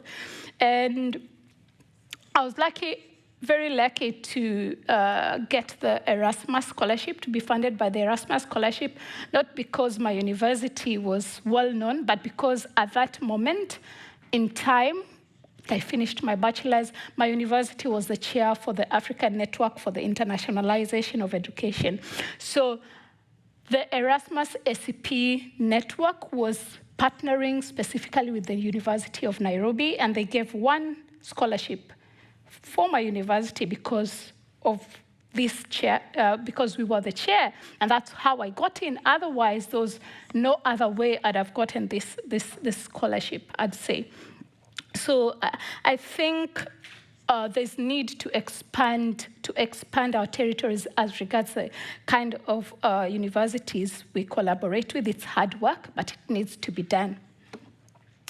And then I'd say that I attended a morning cafe at the Faculty of Social Sciences, and the idea of the global classroom as a step of decentering Western-centric epistemologies really caught my attention, and I read more into it. And I think Lisa is here. Probably she'll talk more about this, yes. But the conversation actually revolved around the need for there to be two-way exchange programs that go beyond a semester, because there's so much you can do in one semester. I think it's important that when we are developing these collaborations to expand them into either bachelor programs that go like at least the minimum a year, or master's programs that have students go both ways, like students from here going to African universities and the other way around. And it's really imperative on our end, say, for example, I'm speaking, when I say on our end, as UIB, for example, to lobby against tuition fee differentials, and maybe seek alternative funds outside the government to facilitate such global classrooms, because with the advent of tuition fees, then it becomes really, really difficult to ensure that there's exchange of exchange students from outside Europe. And within this within these global classrooms, then there needs to be collaborative course development that goes beyond tweaking the literature list, because I think that's usually the easiest, to just put in some literature that has some decolonial theorization or conceptualizations, but that's the minimum that should be done, actually. So I'd say there's need to, in this way, expand and not replace knowledge. Because when you talk about, I think there was a comment about this rupture, I think it was Bjorn who mentioned how we can navigate the call for actually disrupting, or rather rupturing, the ways of knowing that have been existing, or colonial ways of knowing. And I think the idea of expanding as opposed to replacing then becomes more feasible, and in terms of not causing this for and against friction, which has been very much part of decolonial discourses. And I think the Department of Politics and Public Administration could be something we could learn from, or rather their approach to the global classroom. And then, of course, the next, I think it's very much pertinent that we bring in partners at the project proposal drafting stage. And this not only ensures that African strategic interests are factored in and tasks are equally distributed, but it's also very important to include the scientific and administrative staff in the beginning, because it's only through this that the feasibility, capacity, and sustainability issues can be factored in. And I'll I'll go back to the comment. Somebody mentioned that they have a partner in Nigeria who told them that, no, you can't give us the funds because they'll be misappropriated and whatnot. And this is a common problem that I also saw in my university, at least, that there were a lot of loose structures in place to ensure that the funds were used in the way that they should be.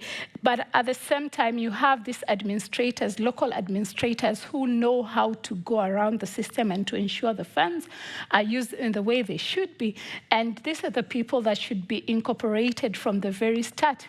We should not only have the scientific staff from the universities we are collaborating with, but also the administrative staff, because they really lay out the realities at the very beginning and actually give very good feedback on how you can overcome such challenges. And also, of course, including administrative staff also ensures the projects are institutionalized and not owned by PIs or having these like superstar figures who most of the time will move away with their funding if at all they move to a new university. And then I think that it's very important to confront systems, and when it comes to funding bodies and higher education bureaucracies. Systems, of course, are not infallible.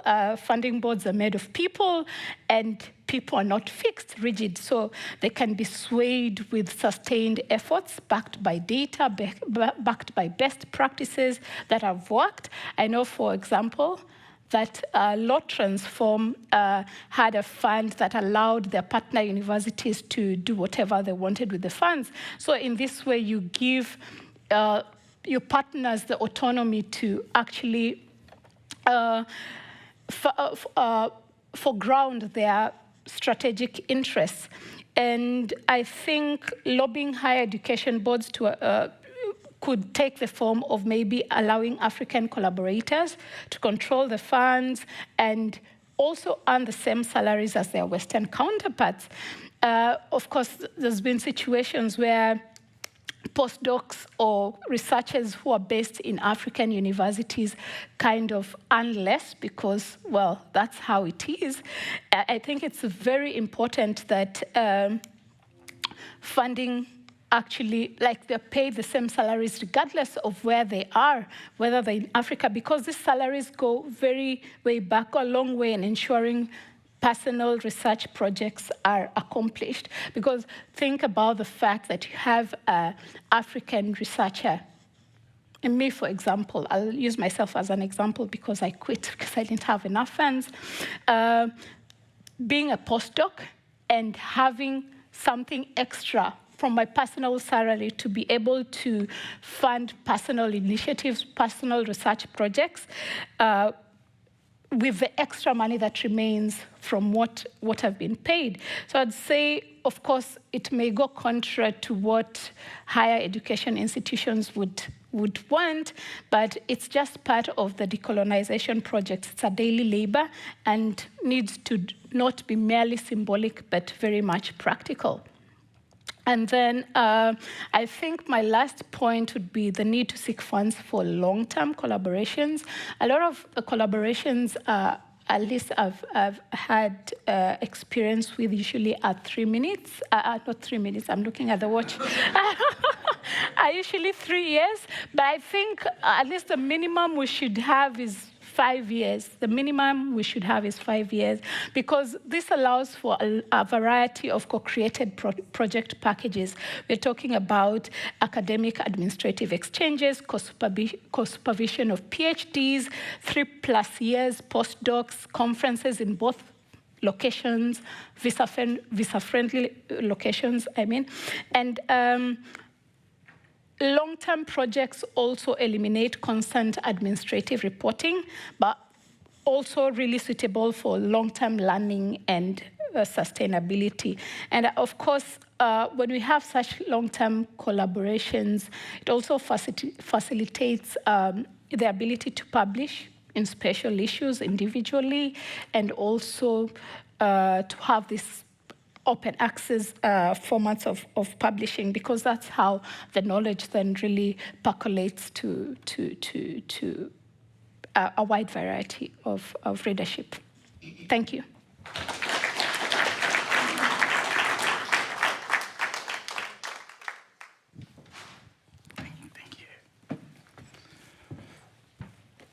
Thank you very much, Felicity.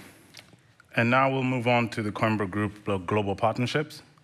We have a succession of presentations, and I will urge you all to look towards me whenever you think you're running out of time, because you probably would have.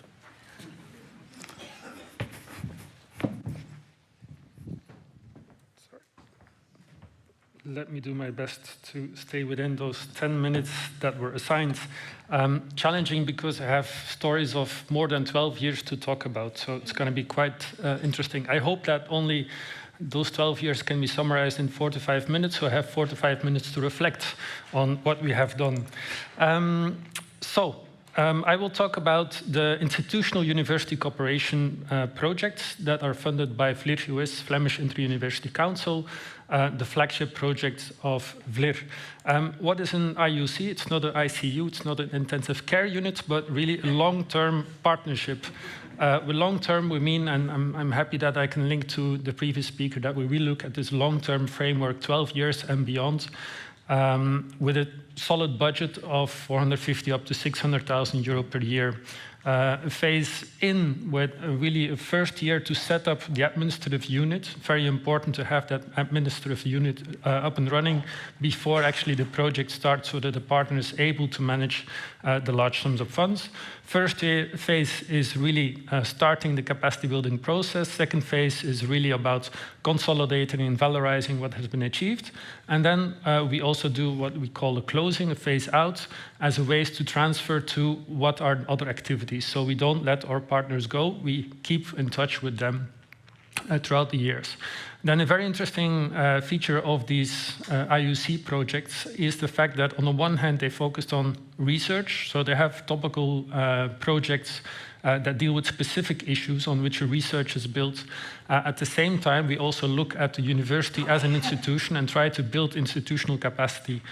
We look into research policy, we look into the ICT backbone, we look into lab management, waste management, all these kind of topics, as a way to combine them, the questions that arise from the research projects, to try to address them from institutional level. And then another important feature of these projects is that we have lots of what we call sandwich PhD students that are staff at university but go back and forth between the local university and the Flemish universities or university colleges that are involved. Very briefly, the VLIR-US theory of change, a lovely complex figure. Important for you to see here is that on the top level, you'll see that we link to the Sustainable Development Goals, and somewhere halfway in between, there's a large emphasis on uptake. So make sure that the research that is being done is actually useful, valuable in the local society. IUC management structure, also an important feature I'd say here to reflect upon considering the Africa Charter, is that we have more or less a mirror on the local side and on the Flemish side, where we have a local coordinator, we have a Flemish coordinator. So they really become teams both within the research project as on the coordination level, which then allows us to really work more into this, towards this equitable partnership.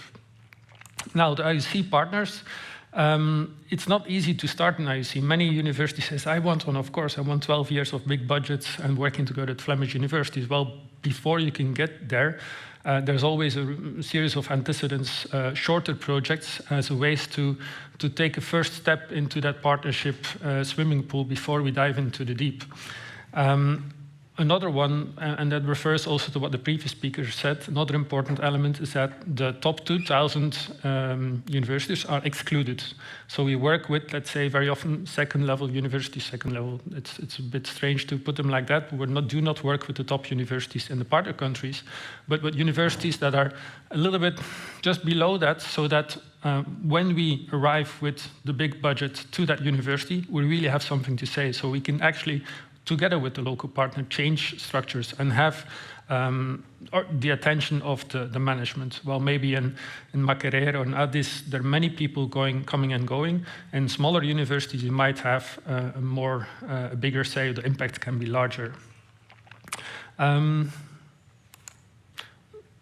What is an IUC about? This is an example of the IUC project with Tanzania, Nelson Mandela African Institute for Science and Technology in Arusha. It was about resilient banana farming systems. It was about water quality. It was about ecosystem services. Those are like the core research projects. But then also you see we have projects on research quality. We have activities on the ICT services, and we were looking into spin-offs and technology transfer.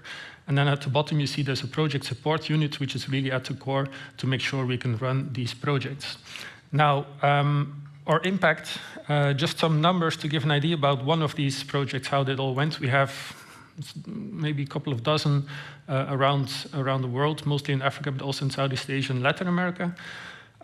This is a slide I shamelessly took from the coordinator of the IUC project, who said after 12 years, well, now from in the Web of Science, we moved from 42 to 212 publications, so it's quite an increase.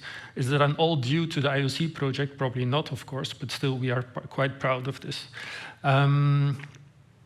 I will continue to focus on the Africa Charter. So this diagram you've seen before, the different circles, let's say. I'll try to evaluate to see how far did IUC go in either scratching the surface or diving into deep of the Africa Charter.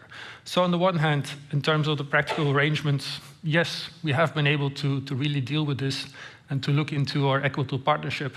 So we have our joint intellectual institutional leadership. We have our African partner really decides on the budget allocation in consultation, of course, with the Flemish side, but they're really in the driver's seat. They're the lead authors. So that's an important part. I think there we managed to do it quite well. Also, with respect to institutional resourcing, yes, I think also there we managed to do it quite a good job. We really look into institutional capacity building. We have the long-term funding. We look into the research infrastructure. We consider management issues.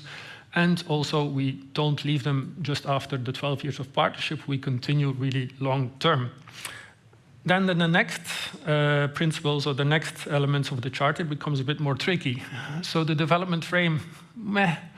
We do stay, of course, within that development frame because it's our donors framework that we have to apply on. So we are within SDGs, and there's often this dominant logic of we need to develop and we have a problem found or established, so we need to find a solution that comes from academia. So it's not perfect. At the same time, we do look very much into local priorities, which are defined by the local partner, who are in the driver's seat, and we also try to move beyond the SDGs.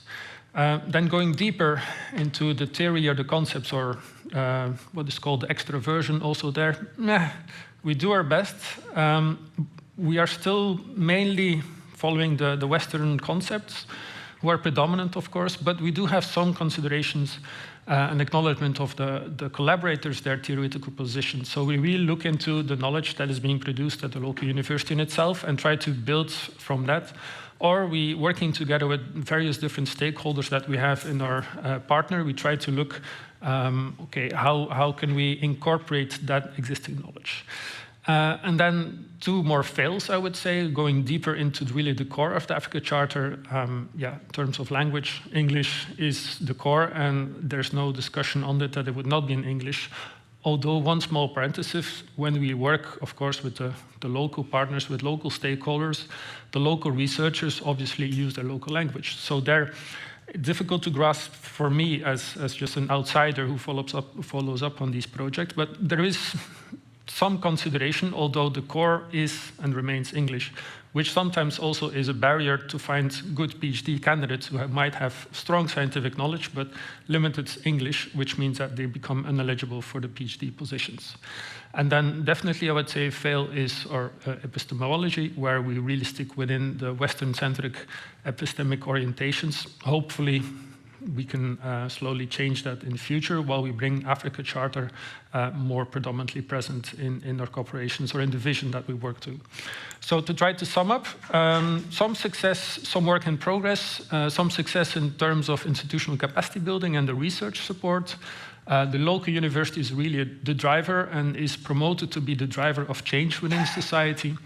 They really define the topic, they define the agenda. It's a clear focus on their priorities, on the impact in society as a crucial element that we strive towards. In terms of publications, big success also, where all the local PhD students are always the first author. There's no question about it that it would be otherwise. So there really is a strong emphasis on their professional academic growth in terms of publications. We look really into this long-term partnership, which I believe is a tremendous advantage, being able also to support PhD students, not only from the start of the PhD, but also towards the finalization of the PhD, and going beyond, looking into possible postdoc activities. And at the same time, when doing so, we have some flexibility in our management. I saw Wesley already nodding. Just to say that we have some work in process. The PhDs are only Flemish PhDs. They're not joint PhDs. That's the bureaucracy that we need to try to overcome. We have, of course, a budget that we need to manage according to the rules of the Flemish donor, but also according to the rules of the local institution and the local laws. So that's the challenge. English was mentioned, and yeah, bureaucracy-wise, it's not easy.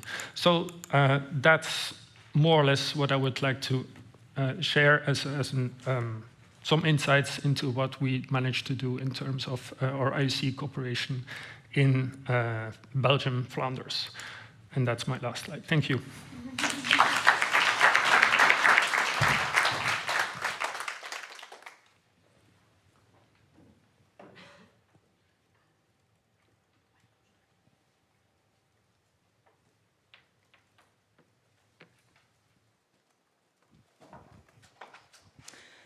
Hello, everyone. Thank you, Pete, for getting the ball rolling of this panel from the Coimbra Group.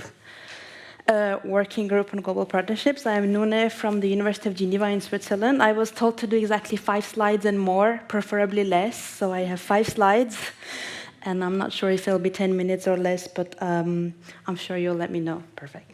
I'll try to do less to leave more time for discussion. I think it's more interesting to discuss than just to present to you all the great things that we have done. Do I press the green button? Oh, perfect. So I come from the University of Geneva, and since I was told to do 5 slides, I don't have an introductory slide. This is already the first one. So I wanted to give you 2 main examples of ways of collaborating, because I think the first thing that comes to mind when we say collaboration is mobility. It's like the classical thing. It's the first thing that we think of, physical mobility, actually going from one country to another, be it for a few days or a few months or a few years.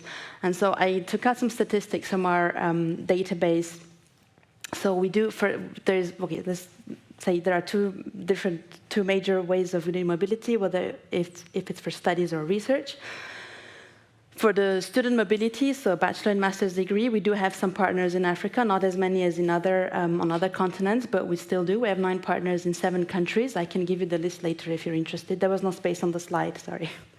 And I took out some of the statistics to see how many students we send out to Africa and how many we receive, and these are the statistics for the last 10 years, from 2015 to 2025.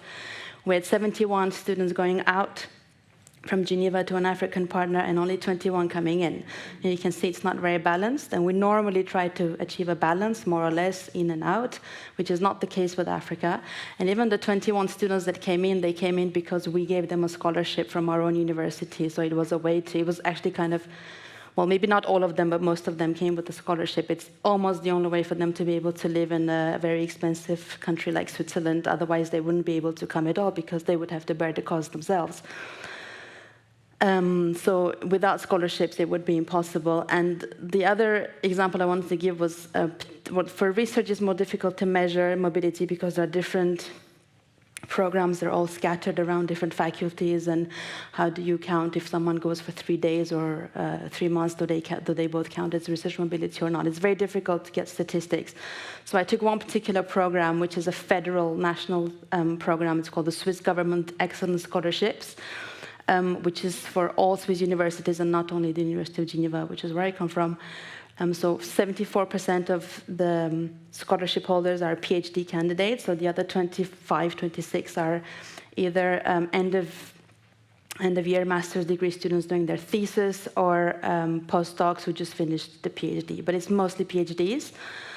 And in this case, it's a bit more interesting because for the last 10 years, statistics show that at our university, the second largest group of the scholarship holders are from sub-Saharan Africa, after the EU and UK, and you can see even the Eastern Europe is actually at the bottom, with only 14 people who have had a scholarship. So I thought, well, this is a bit different. So in terms of research, we do get a bit more African scholarship holders than when we look at bachelor and master's degree students. But still, it's still not very balanced, again, compared to the other part, to, for example, the EU and UK. And the whole problem is that, yes, we do give scholarships, be it from the government or from the university or from private funders, but we do make it possible for them to come and to have mobility. But we are still indirectly or directly still the ones deciding. So the funder still gets to decide who gets the scholarship, how many people, how much of a scholarship, is it full or partial? Because if you give 200 euros a month or 2,000 euros a month, it's not the same either in terms of who can come, because then they would need to also find other funds in parallel. From what fields do we encourage people to come, from the sciences or I don't know, theology, etc.? From which universities, from which countries, etc., etc. I could have probably continued the list, but the funders are still the ones deciding. So essentially, for example, my university and our government, we still have a whole sort of the upper hand on these questions.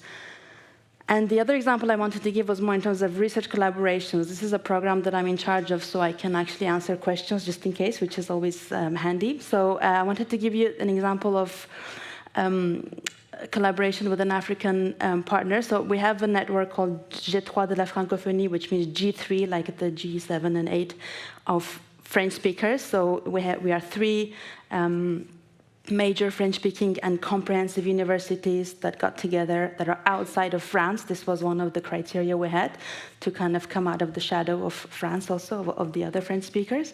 So the University of Geneva in Switzerland, the University of Montreal in Canada, and the Free University of Brussels, the French-speaking Free University of Brussels in Belgium, because there are two of them. And so this was funded in 2012. The main tool we have is a joint seed funding for encouraging collaborations between the three universities. So we had, for example, we have had 9 calls for projects. Each time we get to fund about between 6 and 9 projects, depending on the financial budget of the year. And we have had about 50 projects that we have funded since 2012. And so last year, we decided to add an African partner to it. And so we talked and talked and talked and talked for a long time.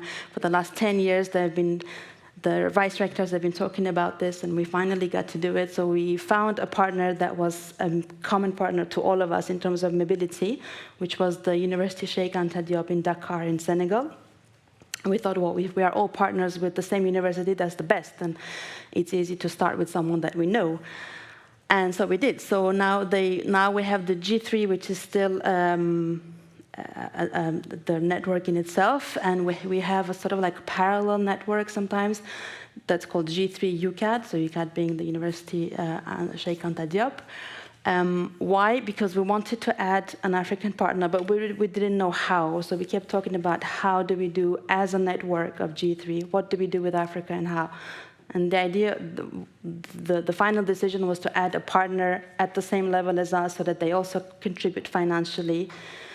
And they do. So now when we do, so right now our call for projects is open. We do have two, it's a bit like two parallel networks, so that the project holders can have a project as G3, the 3 university members, or G3 UCAD, so more like 4, G4. So UCAD themselves, they also participate financially. They put in about, well, a lot less than the other funding members, but still they put in money from their own internal funding. So they will participate just as the other 3 in the whole selection process and funding and all the way to the end. They are an associate member, although the decision at the moment was not to change the name of the network, so it's still called G3 plus UCAD rather than G4, for example. So this was a huge discussion whether we change the name or not. At the moment, no, but maybe in the future we will. Which is not to say that it's a honeymoon period and that everything is great. All we had to do was add an African partner and problem solved. We have a lot of communication breakdowns, a lot of technical obstacles. The 3 funding members are still kind of in the lead, and more like, I think the working culture is also quite different. So the 3 funding members, we feel a lot more similar in the way we work and the way we think and the way our universities function in terms of finances, what we are allowed to do, what we're not allowed to do, etc. And with UCAD, I think it's maybe more a question of time because it's still quite new, the partnership. We don't know them enough to like have their way of working in our minds already. So we kind of have a lot of breakdowns in terms of who said what, who do we say this to, who do we go to, what do we say, you know, just how to move forward in the very small everyday nitty-gritty of the management of a partnership. And personally, I do feel like we still have the dynamic of the 3 Western universities that are also the founders being in the lead and sort of deciding what to do, and UCAD more sort of following the decisions. It's maybe just a personal feeling I have, but I feel like the dynamic hasn't really changed so much from what was already mentioned in terms of the charter. So the inequality is still there, even though we want to keep them at the same level, and they do participate as much as us, including financially. They do participate, but still, it's a bit sort of skewed. You know, we talked a lot by email, and there are a lot of opinions from the 3 of us, the 3 funding members, and then UCAD just comes and says, "Yeah, okay, sure, we'll do whatever you like. You know, just let this." We'll just sort of go along with it rather than rock the boat in a way. So ideally, what I would personally like to see from, for example, UCAD or any other African partner was to be more proactive, maybe. This is something that will take time to change, for them to actively come and say, we want this, we think such and such, we would like to see this and that, rather than just follow what the others have decided or are about to decide. And I think that's basically it. Thank you.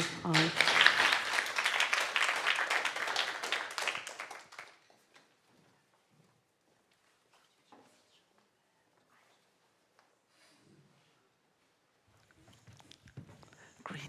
Okay, great. Thank you. Yeah, hello. My name is Stefanie Waterstraat. I come from the Friedrich Schiller University in Jena, Germany. And I would like to present you where we are right now in our university about applying and implementing proper strategy towards African countries. Why did I call this presentation Sub-Saharan Africa plus University of Jena? This is because this is a basic funding scheme of Erasmus Plus with partner countries. So in the EU speech, it's the KA171 funding scheme, which allows us to have mobilities with different countries. And I would like to explain you what we do right now. We don't have such a developed project landscape as our colleague Pete from KA Leuven was presenting. And maybe just another important information in the background. The Jena University has been focused in the last 40, 50, 60 years more on the whole Eastern European, Ukrainian, Russian, Georgian cooperation landscape. And because, as you all are aware of the fact that the world is changing enormously, we are also shifting our perspectives and try to develop new cooperations. So when you saw the slide of my colleague from the University of Geneva, in our scheme, the biggest mobilities and fundings from our institution would be with China and in the Asian area, and then it would really be Eastern Europe and all the other regions, and then somewhere the cooperation with African partners would appear. So this is just to give you an idea of what we are doing on the basis of pure mobility within the 171 scheme, to give you an idea what the countries are we are cooperating with: Ethiopia, Cameroon, Nigeria, Zambia, Senegal, and mostly also South Africa. This is something very typical, and I think if we might have some Dutch people here sitting in the room, South Africa would also be like a very strong tide for cooperation. And it's something the European Union Brussels, but also our national agency tries to push us a bit away, and just what the dear PhD colleague was saying, just not sticking always to the same already well-known institutions and countries that are already quite well equipped, for instance, there's South Africa and Botswana, but also to have a different way of perception. And what you see also in this funding scheme, like the whole northern area of Africa is not part of this funding schemes. So, for instance, countries like Morocco, Tunisia, etc., they belong to the southern middle, the coast area in this funding scheme. So this is just to tell you why the others do not appear here. What you can see here is we have a very strong emphasis at the Jena University in biolife sciences and also in medicine. We have a proper university hospital.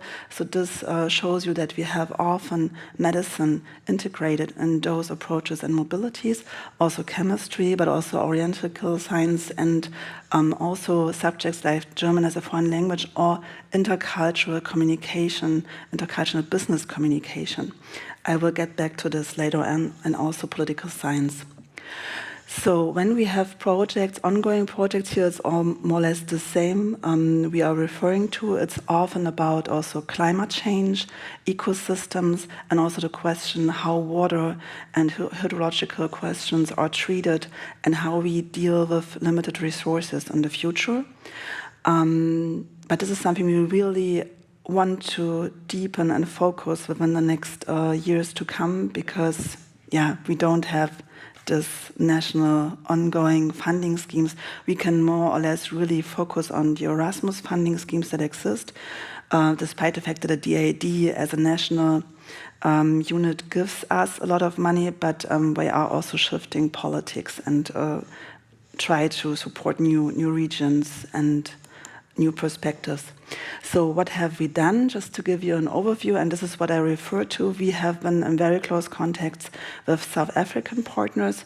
66% of the finished projects have been addressed in that area, and then Namibia and Botswana.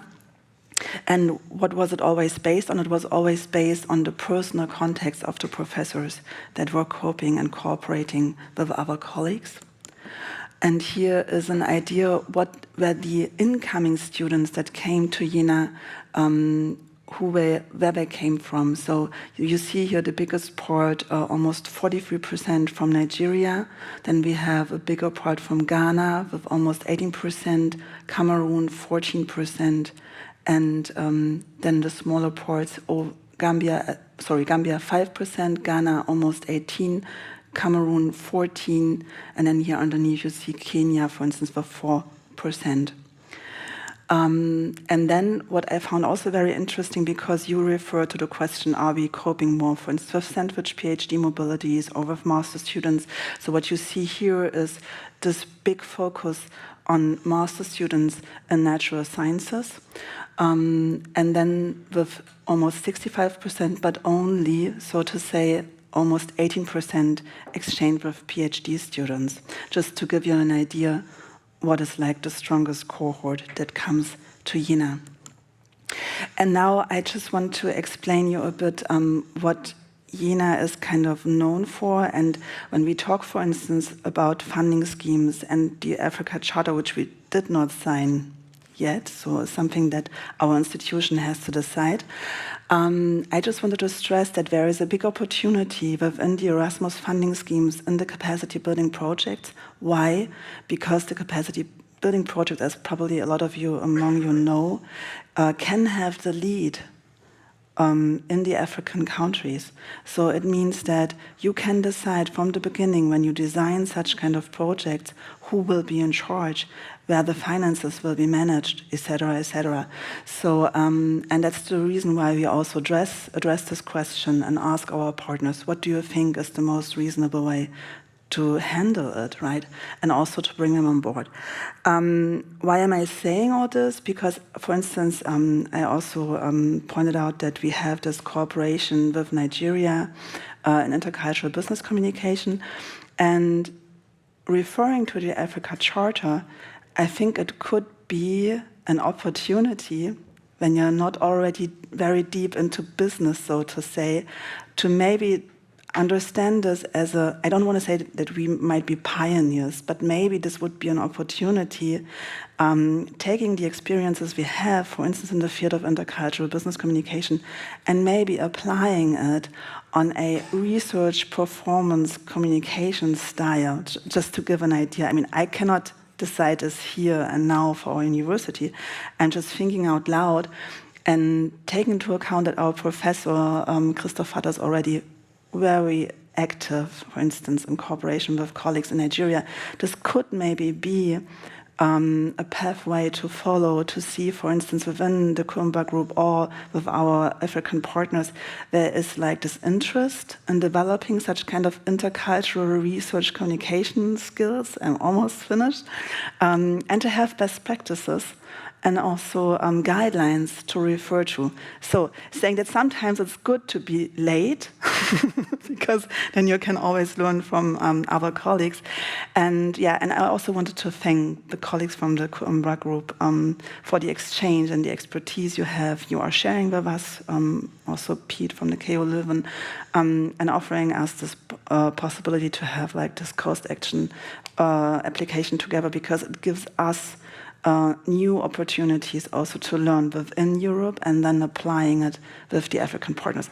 Last sentence, this is just to say that within the capacity building projects, and this is why I was putting this slide on, it's not only about the university itself, it's a very big question about associated partners and how you can foster the whole landscape around the university, really to develop new areas of really of employment-oriented master programs or study programs, and also to have maybe a more inclusive, or maybe, let's say, like to have like a little bit more, or fostering more also women in education in the African countries, and to see how they can find employment afterwards, for instance, with the Nigerian colleagues. So, and one last thing about that, and then I'm really finished.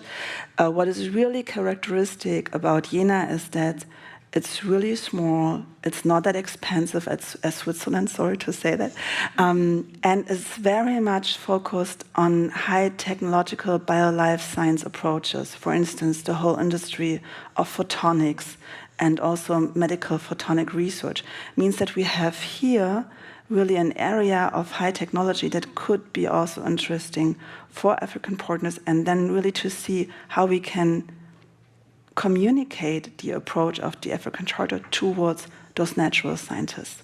This is it. Thank you very much.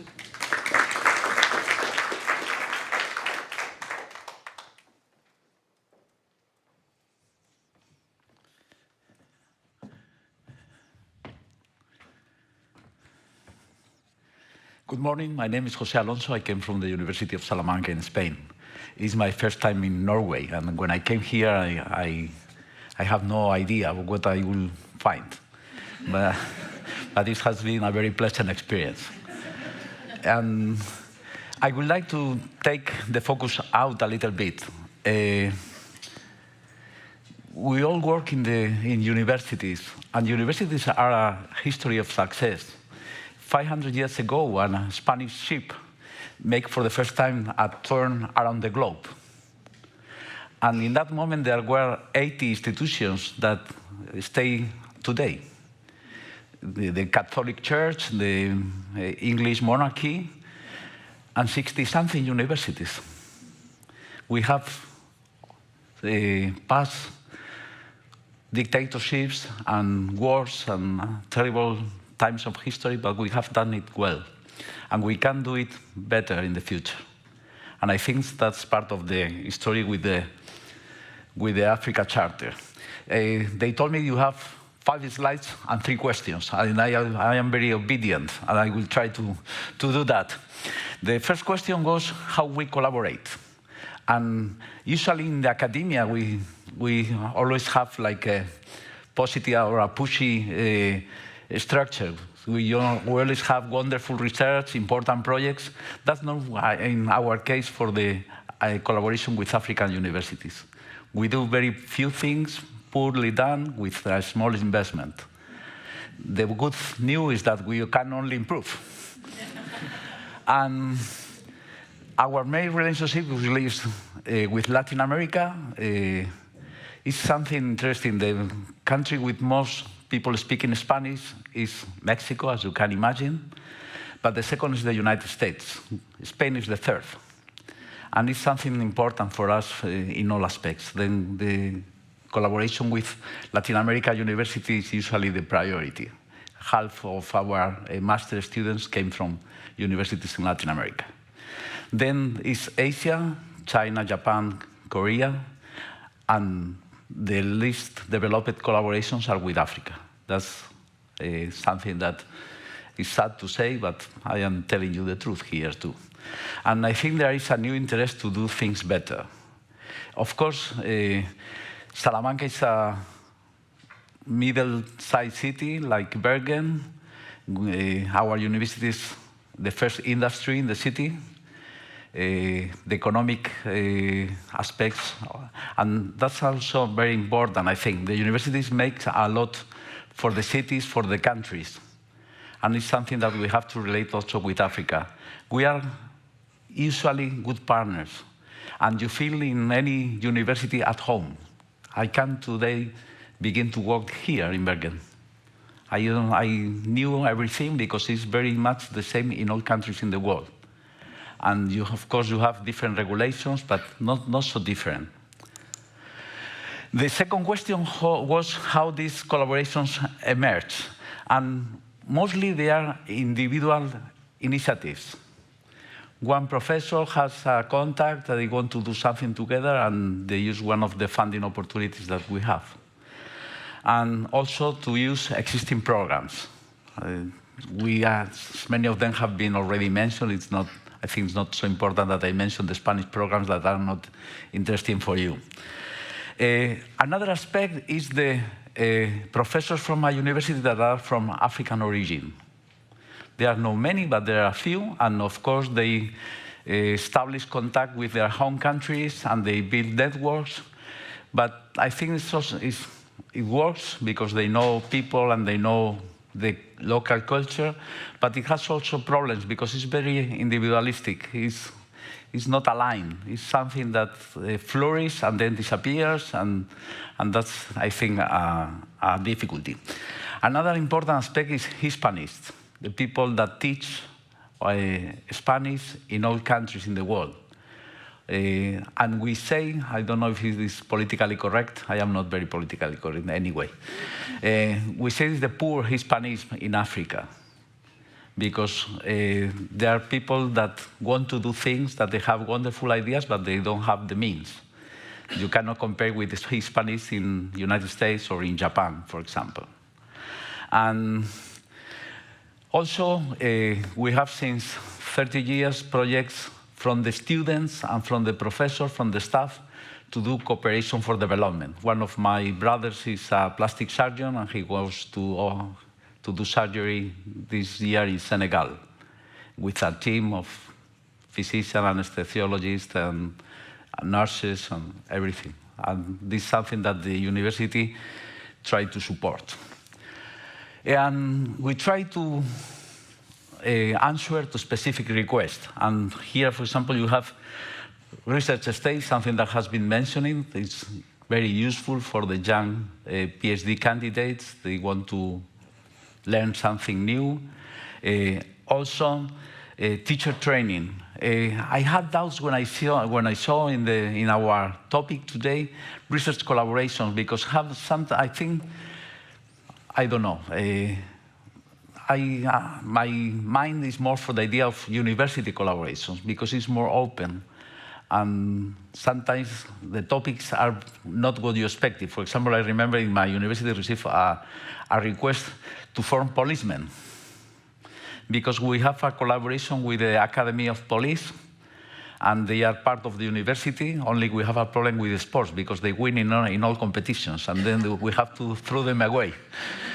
But I said, for some countries, it was the priority for them, and the university can do it. And I think we have to be really open to that requests, not what we think is important, what they say as is important for them. It's so easy and so clear. PhD co-tutoring, and I think we need to do with that mentality too. It's not that I am very good, I will teach you what you have to do good science. No, we can do it together. And we will learn, sure, a lot of things. And finally, all universities have, as my colleagues have mentioned, specific facilities, things that are not in all places, maybe not in all countries. And if we have ways to open those doors, I think can be also very important for many people. The alignment with the Africa Charter, I think is a valuable basis. I think will be evolved to be an important and basic tool. It fits also with other aspects of our work in the university, such as open science. Also, I spoke with the vice rector and the rector what we are doing here, and I don't know what will be the future because they take, of course, their decisions. But I think it's something that I am happy to defend, and also with the people in charge of the strategic plan of the university that we think all those aspects that are mentioning here. Concerning the absence of African languages, for us it's a priority. And we have a project that you can see there, the web page, that is for local languages in Africa. I mean, even we don't do much, as I said, there are things that are always initiatives that can be useful. And again, we have to be ambitious. We have to try to change the world for the best. And it has changing without our permission. I came from a country of immigrants. When I went to Germany, a group of Spaniards helped me. But they were the people taking care of the rats, driving the vehicles in the university, and they were very happy that there was one Spaniard with a white lab coat, because theirs was blue. You know, the Germans are very well organized always. And my country has now 8.2 million immigrants. The biggest number is from Morocco, more than 1 million. I mean, the country changes, and the society changes, and the universities are a way to do things, as I said, better, and that's our responsibility. And I don't know how much time I have. Probably not much. No, okay, no, I am finished already.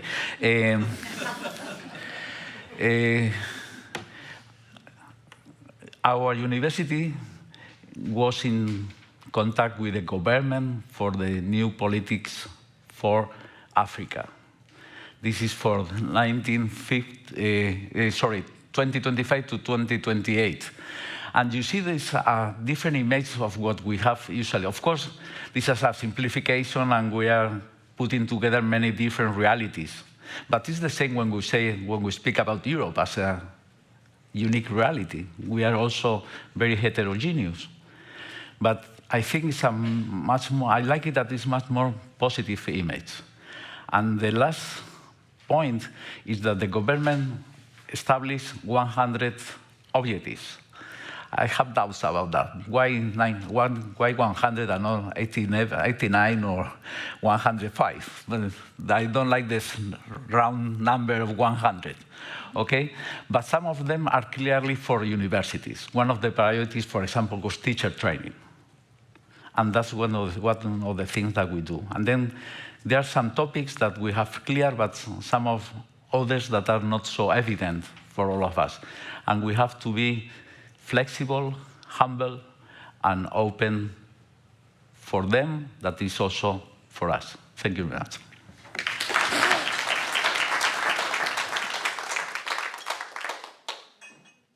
Thank you. Okay, so we are keeping in line with exactly what happens at anything involving higher education. running out of time.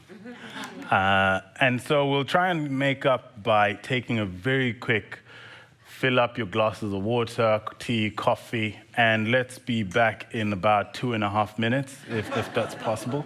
Yeah? Thank you.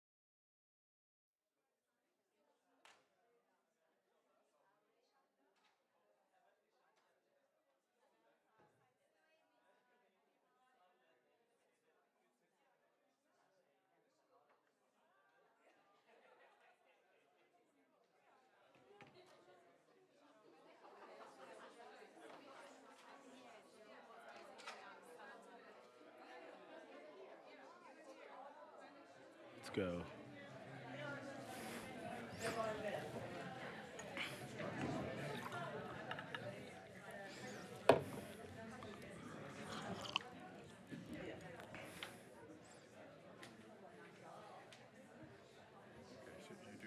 I'm going to do it now.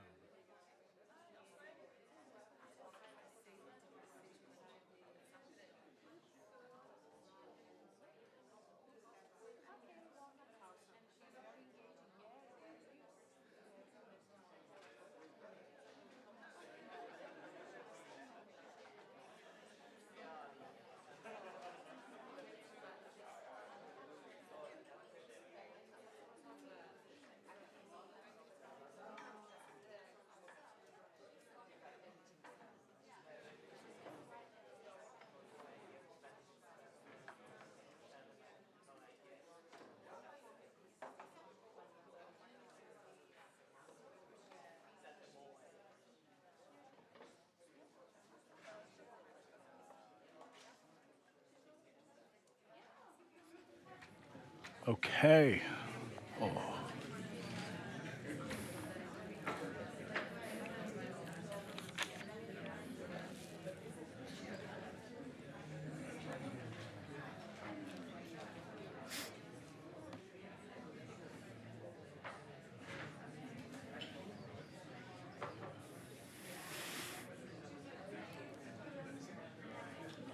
Okay. Okay.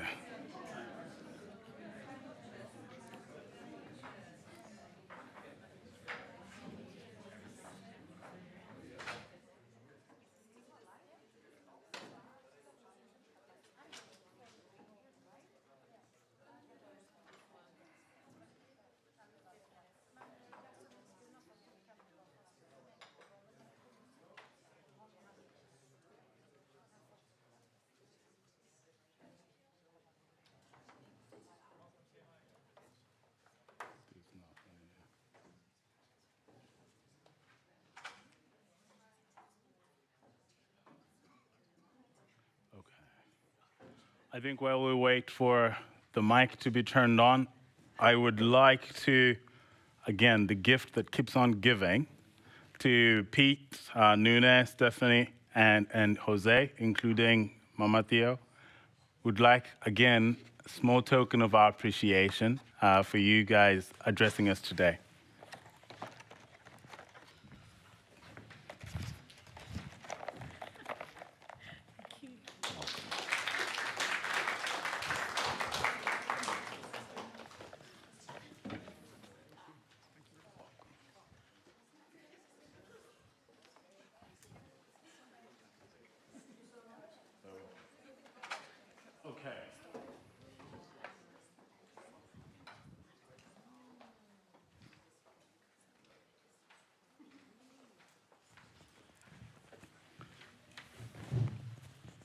I get to sit this time. So now we will move on to the next segment of today's program. And sitting next to me is Hawaida Abderrahman. She's the administrative coordinator for the Bergen Summer Research School. And for me, a trailblazer in the Norway-Sudan collaboration. She is the first Sudanese female to earn her doctoral degree through this program. And so please help me welcome Hawaida.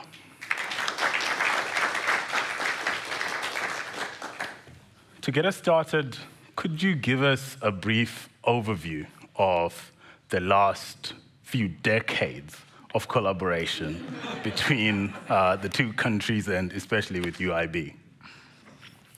Thank you so much and for this opportunity.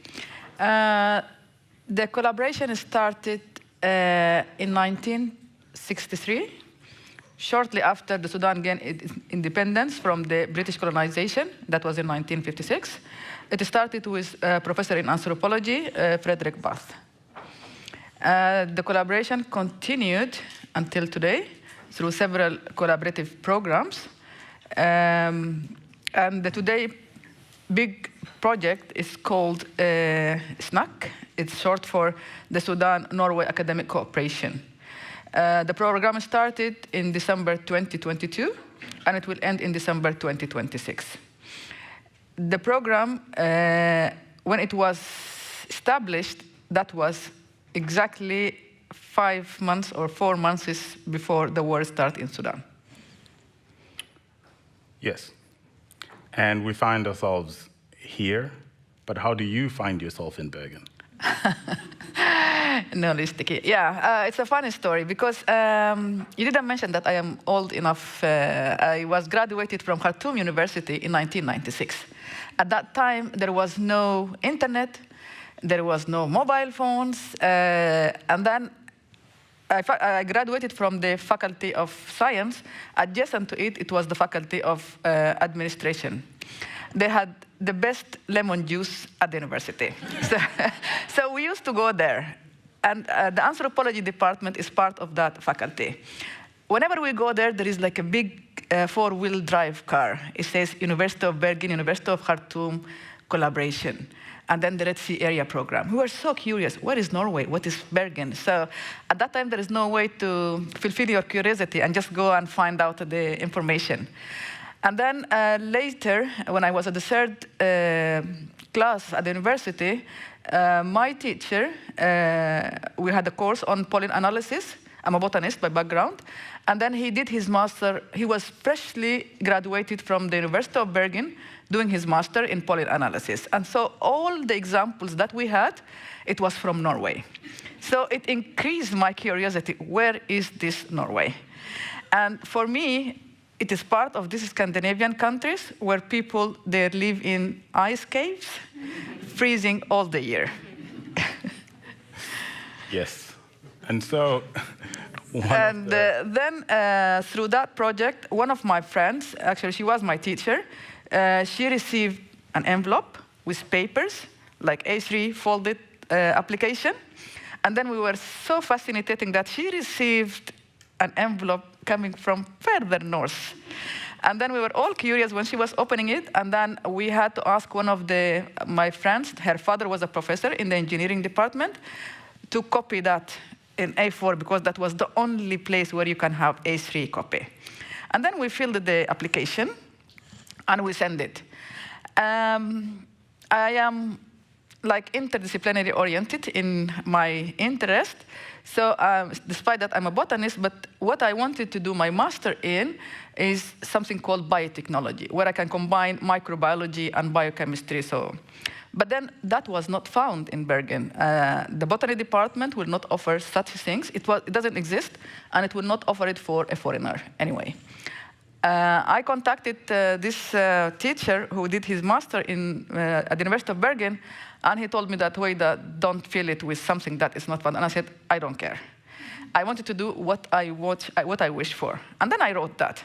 And when I received, through my late father, email, because I didn't have an email at that time, that I got an acceptance at the University of Bergen, I was shocked. Where is Bergen still? Because I was applying for several countries. And then I got my master, not at the botany department where I applied for, but I got it at the Faculty of Medicine, School of Dentistry. So that's how I came to Bergen. So I had to challenge myself, okay, let me go for it. And I did, and I am here. Fantastic. Talk about turning lemons into lemonade. Personified there.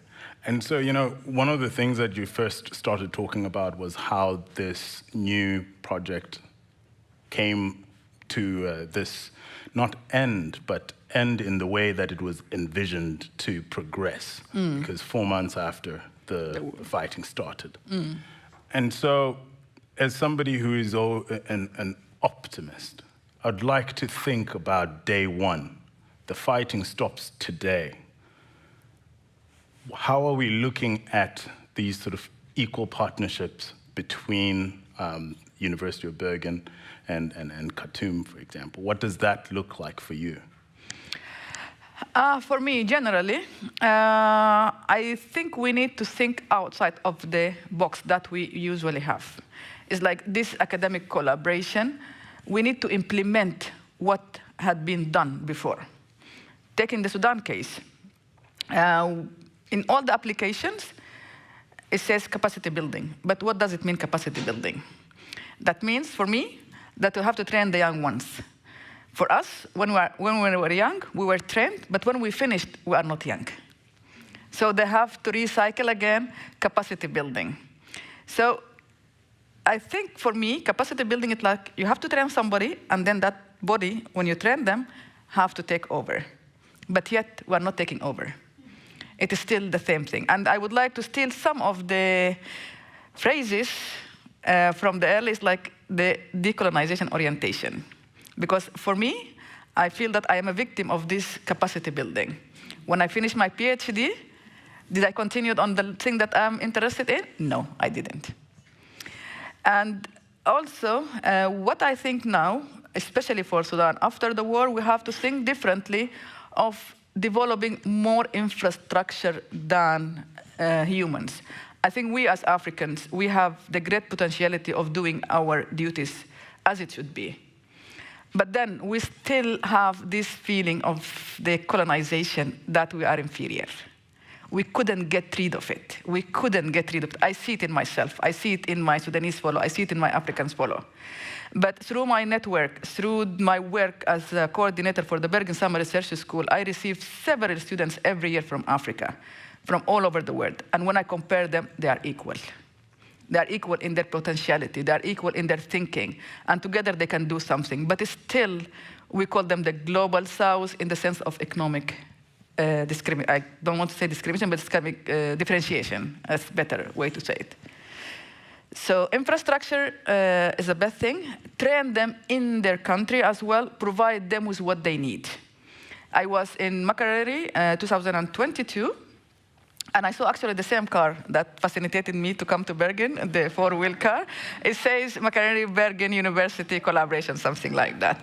And one of the things that I really like is that venue that the Chinese equipped well at the University of Makerere. So we used that for the summer school as well, a kind of version of summer school. So I like it. I like that kind of investment in Africa. And when people say we are poor, I don't like that, because when you compare Africa, it's the richest country when it comes to natural resources, right? I hope I'm not wrong in that information. So we need to think differently. And think differently we will. I want to introduce, as I swiftly sort of move on, but staying on the same topic, Babika Osman. Assalamu alaikum, my brother. He is a social activist, an educator, and currently enrolled for a master's degree at the Red Sea University. Thank you for joining us today. We have a room that is waiting to hear from you. I think we can perhaps start with what we've read and heard so many things regarding the situation in Sudan, but it's not very often that we speak to somebody who is on the ground inside Sudan. And so I think it is great that you're able to join us and giving us sort of this unique experience to hear from you in the multiple hats that you wear as a school teacher, as a volunteer activist, and as a student. But perhaps we could start with just knowing, what should somebody who has not followed the news or as closely as they probably should know about the current situation in Sudan, starting from Kassala, where you are, to the rest of the country? Okay, hi everybody, Jonathan. I'm so happy to be among you all. Thank you, Rosie, for this interview. Representing me, and thank you for University of Bergen for having me and giving me this opportunity just to reflect my people and my country. The situation in Sudan, other people who will not follow the news should know that Sudan is under attack or bleeding since April, maybe we can say since 3 years, okay? And until now it's on. I mean, the war is on. Some people think that it just when it became trend that is finished. But still, and until now, people are dying from starving, from being killed, from hunger, from like from not finding medicine and all this stuff and basic needs. So people are dying from every reason that can kill a human being. And still the war is on. Maybe in Sudan, people think that the war is just on one side of Sudan, in one direction, but the war affecting all the sides in Sudan, all the east and west and north, and every place in Sudan is suffering from the war, and people are suffering. So, even the people who did not reach the war, they've been affected by it. For example, for me, as we are in Kassala here in Eastern Sudan, there is no war reached us yet, alhamdulillah, but we're still suffering. Everyone here is suffering from everything, because there is not even the basic needs you need.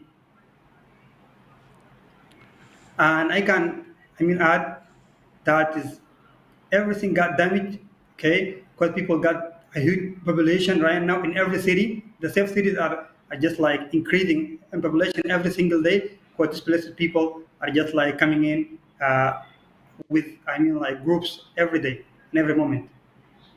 So that effect on the cities, containing people or to live a better life.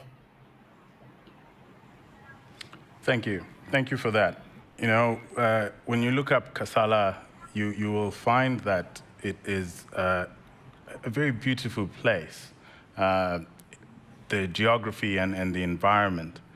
And it is also one of the places that the Sudanese army has managed to sort of keep a hold on. And what that means is that there's been an influx of displaced people, internally displaced people, who are seeking refuge there.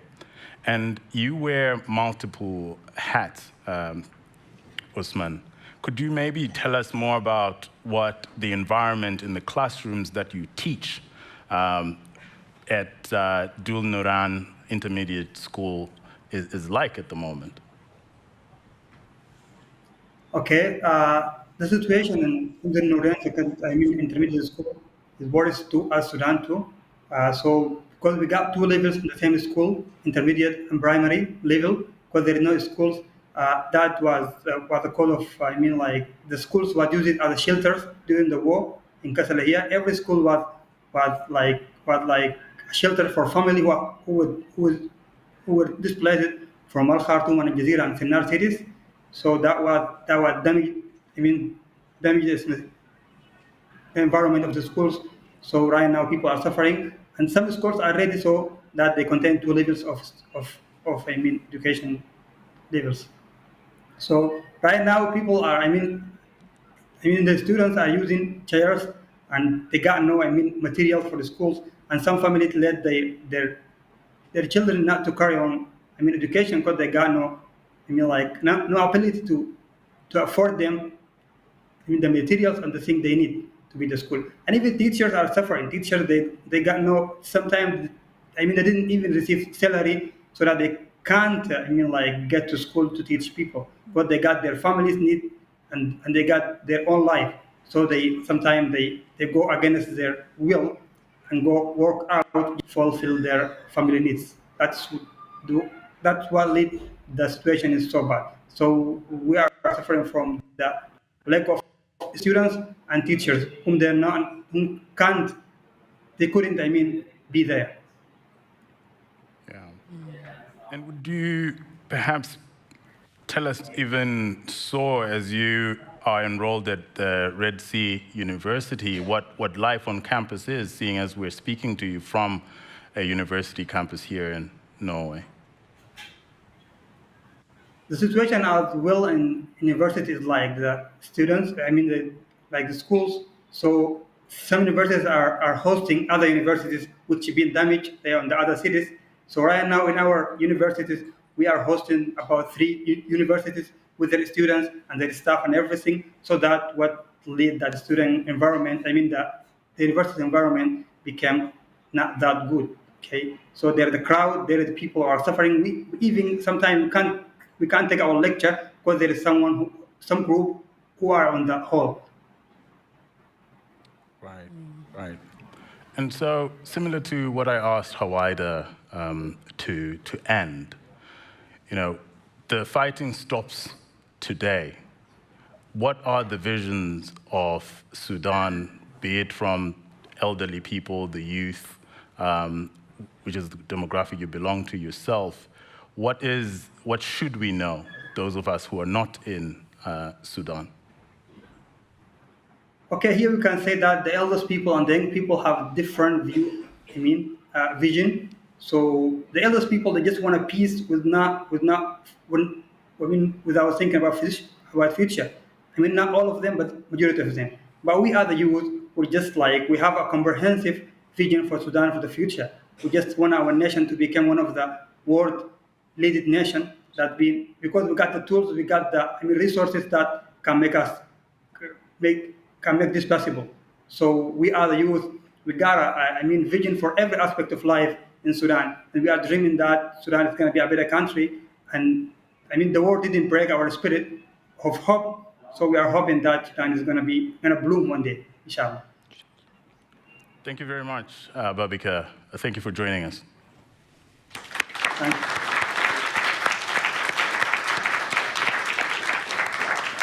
Thank you, everybody. And now I'll pass on the baton to Lisa. Now you can have a chance to tell people what to do. Thank you. I bet you've been waiting to say that.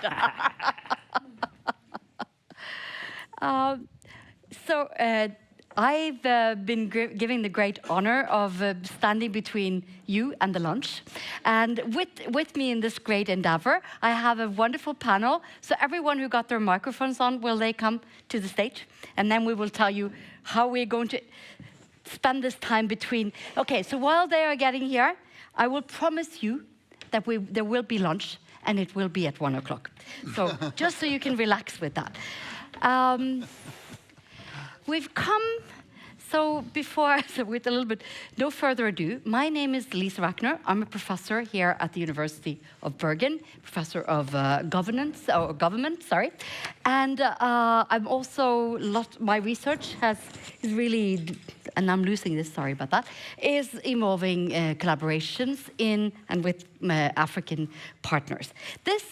So I think it's in that capacity, also member of the SANORD, and it's in that capacity I've been asked to lead this wonderful panel of Norwegian-based, almost Norwegian, you are Norwegian, right? In a few seconds.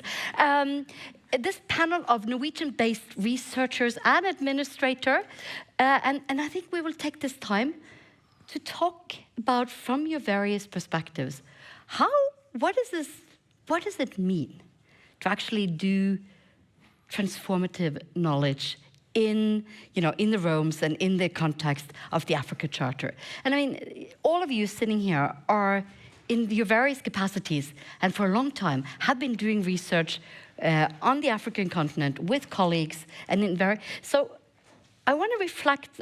First, I will let you get a chance to introduce yourself what is your collaboration in terms of research and administration? And then we will get to, how can we do it? What are the main challenges? And what are the main gains that you see? I will start, I don't know what the difference between right and left, so I'll start to the left. I will start with Torkil Tylleskjær, and then we will move down. So, floor is yours first. My name is Torkil Tylleskjær. I'm a pediatrician, doctor for children. I work as a professor at the Center for International Health here at the University of Bergen. But I also have a master in African linguistics after field work in what is now Democratic Republic of Congo. I can tell more about that afterwards, later. So then again, to my nearest left is Carmelisa Rosario. Yeah, so I'm Carmelisa Rosario. I'm an anthropologist, very proudly so. I'm also a feminist and a decolonial scholar and all the multiple things. And I usually say, and Felicity is here, and she knows we are many, many, many things all together. Mm-hmm. It's part of being an African, and particularly an African woman. I'm originally from Mozambique. I am also a Norwegian citizen now. And my collaboration started first as a local with colleagues from CMI, Christian Michelsen Institute, and then now evolves into being an African scholar based in the north, still collaborating with colleagues in the south. Christina Øyen, you are, I think of you, and you are here in the capacity as an administrator from the HVL, but tell us about your experience with. Yeah, I'm here. I'm hoping that you talk as an administrator. Well, hopefully I will not too much of that. Anyway, I'm the director of research at HVL, Western Norway University of Applied Science, but I'm also an anthropologist by background, a long time ago. And I'm a professor at HVL as well, in health service research. So I did my first fieldwork in Mombasa, Kenya. I looked into the HIV/AIDS pandemic at that time, and also reproductive health, and looked at gender, sexuality, and notions of that. So that's my interest for Africa. Before we move on, I'm going to pose you one more question, Christina, and that is about the Charter, Africa Charter. You are in the process of signing? Or? Yeah, we have not signed it yet, because we have just launched our platform and action plan for internationalization. So as part of that is to look into the African Charter, and so we have Solveig down there who's started working on that. So so we'll follow it up. Are you signing it now? Yeah. So we are following it closely. So yeah. But there's a great chance that you will. Yeah, because we have been part of the SANOD network for almost 20 years, and quite a few of our research staff, they have collaboration, for the most part, educational collaboration, but also some research and innovation collaboration with African university institutions. But I think we still need to step up, especially on the research part of that kind of collaboration. And part of that platform is to also develop more deep partnerships. Matthew Gitoy, that will be my right. I'm Matthew Gitoy, a political scientist. Kenyan-born, but raised in the US, and now I'm in Norway. And seeing the two places, the US and Norway, and how they deal with research collaborations with the Global South has been interesting, because they're quite different. And I think what is happening here in particular is slightly more progressive than what happens in the US. Which gives a bit of hope. And yeah, my research is primarily on ethnic and gender identities and their construction and practice in the electoral arena. Yeah. And you are, you're quite well, you worked at the University of Bergen, and now you are a tenured researcher, and congratulations on that, at the Christian Michelsen Institute.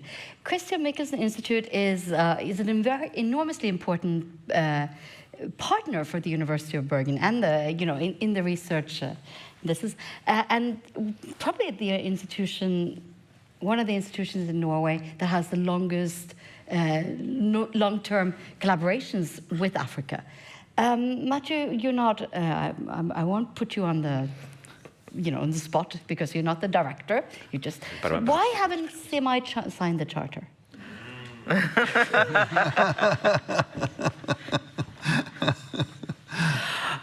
We streamed. Everything you say can be used against you.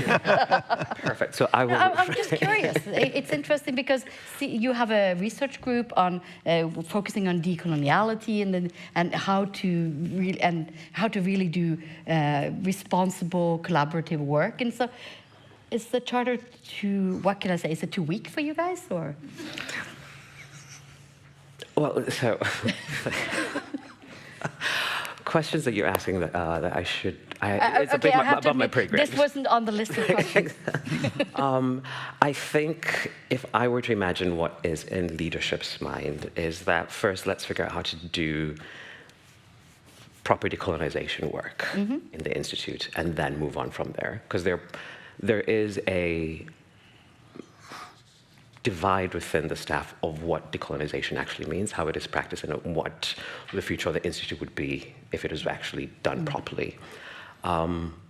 And so without having a groundwork of what that is a common understanding within the staff, how do you move on to sign a charter that keeps everybody in the same place, or at least has the same requirement for everyone if everyone's still not agreeing on what the basic fundamentals are?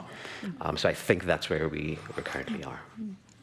That's actually, that's really interesting, because this means that as an institution, you want to make sort of ensure that there's real ownership to the charter. Obviously, which, I mean, it would be much more difficult to attain at a place like the University of Bergen, because I would venture to guess that about 98% of our researchers wouldn't know about the charter. But, that has to do with the size of, but I mean, that is a very good point, that, in order to actually use a transformative charter, for research collaboration, we actually do need to have ownership of it. So moving then to, I want to kind of challenge all four of you on just this one question. And again, everything you say can be used against it, but it's also a forum, it's a very open forum, and we are kind of venturing to sort of find where we are standing. So I want to ask you, Torkil, starting with you.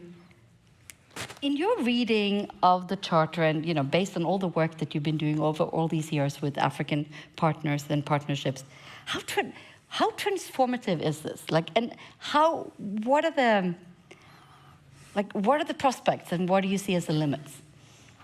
You think? I think it was used at meh. Is it a yes or a meh from your perspective?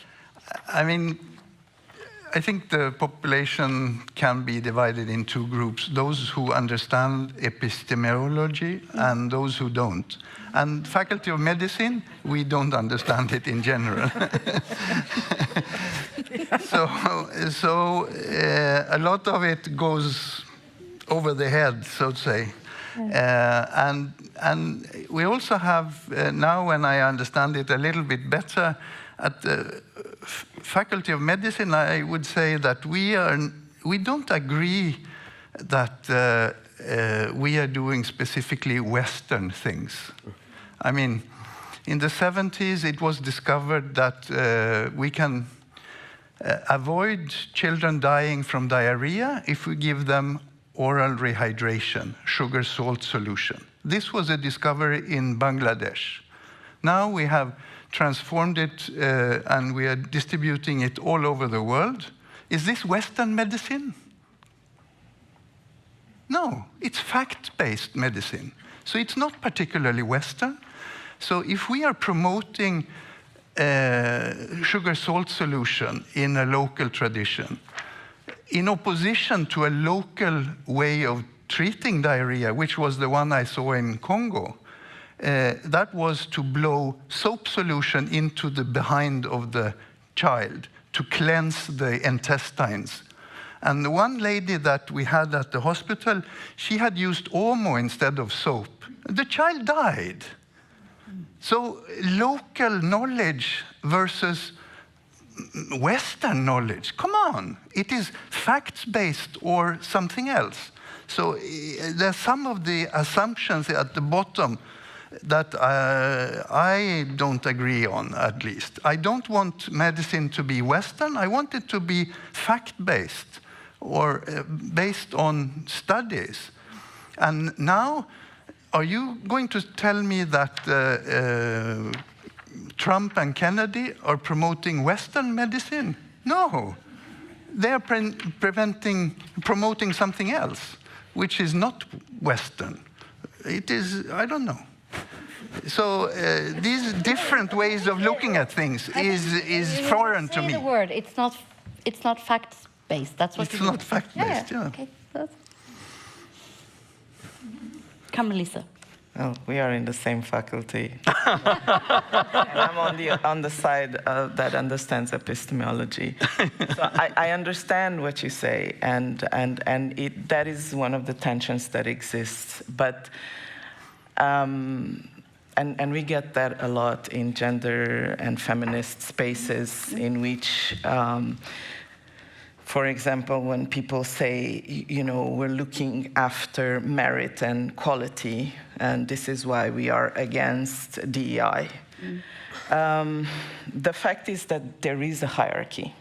So the fact that the Bangladeshis could contribute, and it was accepted, I don't know with how much resistance, I don't know with how it was valued. There are fact-based knowledge that was not accepted for a long, long time. And now it's tentatively accepted, and it's only accepted if we do it in certain methodologies, and it is then has to be certified in the West to be something that is accepted. So that is a good example, but there are multiple others that show these hierarchies of which knowledge is accepted. So to imagine, so your example, and I'm sure you have a lot of examples of things that do not work and in which local knowledge is not correct, is something else. But there are also multiple examples in which local knowledge is facts-based, but is still not accepted. You know, we have charlatans in traditional medicine, but we also have good healers. So that is the arena where we're trying to sort of shed a light on how these other knowledges can also fit into the fact-based kind of space. Before I lose control, then you're my left and my right side. Can you, and as a segue to the other side, in your work, Carmelisa, this the Africa Charter, what do you see? What do you see this as kind of, does it promise a way forward? Does it promise, you know, a change that you would find both necessary and positive? I think that the Africa Charter is the product of trying to find a language in which the other side can listen to us. When the curtain closes, there is a lot of sighs, a lot of exasperation, and a lot of impatience. And they say, do we have to do this again? Do we have to explain this again? Do we have to chew this so that people understand what we are saying? And we are still doing the work. So it is a translation work. And it is sort of saying, okay, because I think this is the product of people saying constantly, you know, us, and I'm putting myself now as an African scholar, complaining that our relationship are not equitable, you're not respecting us, we have way more value, we can contribute more, we deserve more of the recognition than you're giving us, and people telling us constantly, but how? And this is how. And still, people are saying, well, but, you know, we can't move this is too difficult, and this is why there is a list of all the actors that need to be involved in order for transformation to exist. So the issue is not what is written and in the ideals, but in the capacity to make things happen. And so the charter, and I'm not sure if people are focusing, the ideals are there, but that is not the important part, but how do we implement it? That is the important part. Which are the actors that are important, and who should be working with? And, you know, as Isabella said, it's a work of a lot of patience and doings, and even her tone shows it. You know, well, this is what we're doing, and it will take time, and we're working on this, and it's a work in progress. Just like the work in feminism, just like the work in decolonialism, it's, you know, we go up and there is backlash, and you know about this, you work with genders, you know, and then we go back. It's Sisyphean, but we do it anyway. So,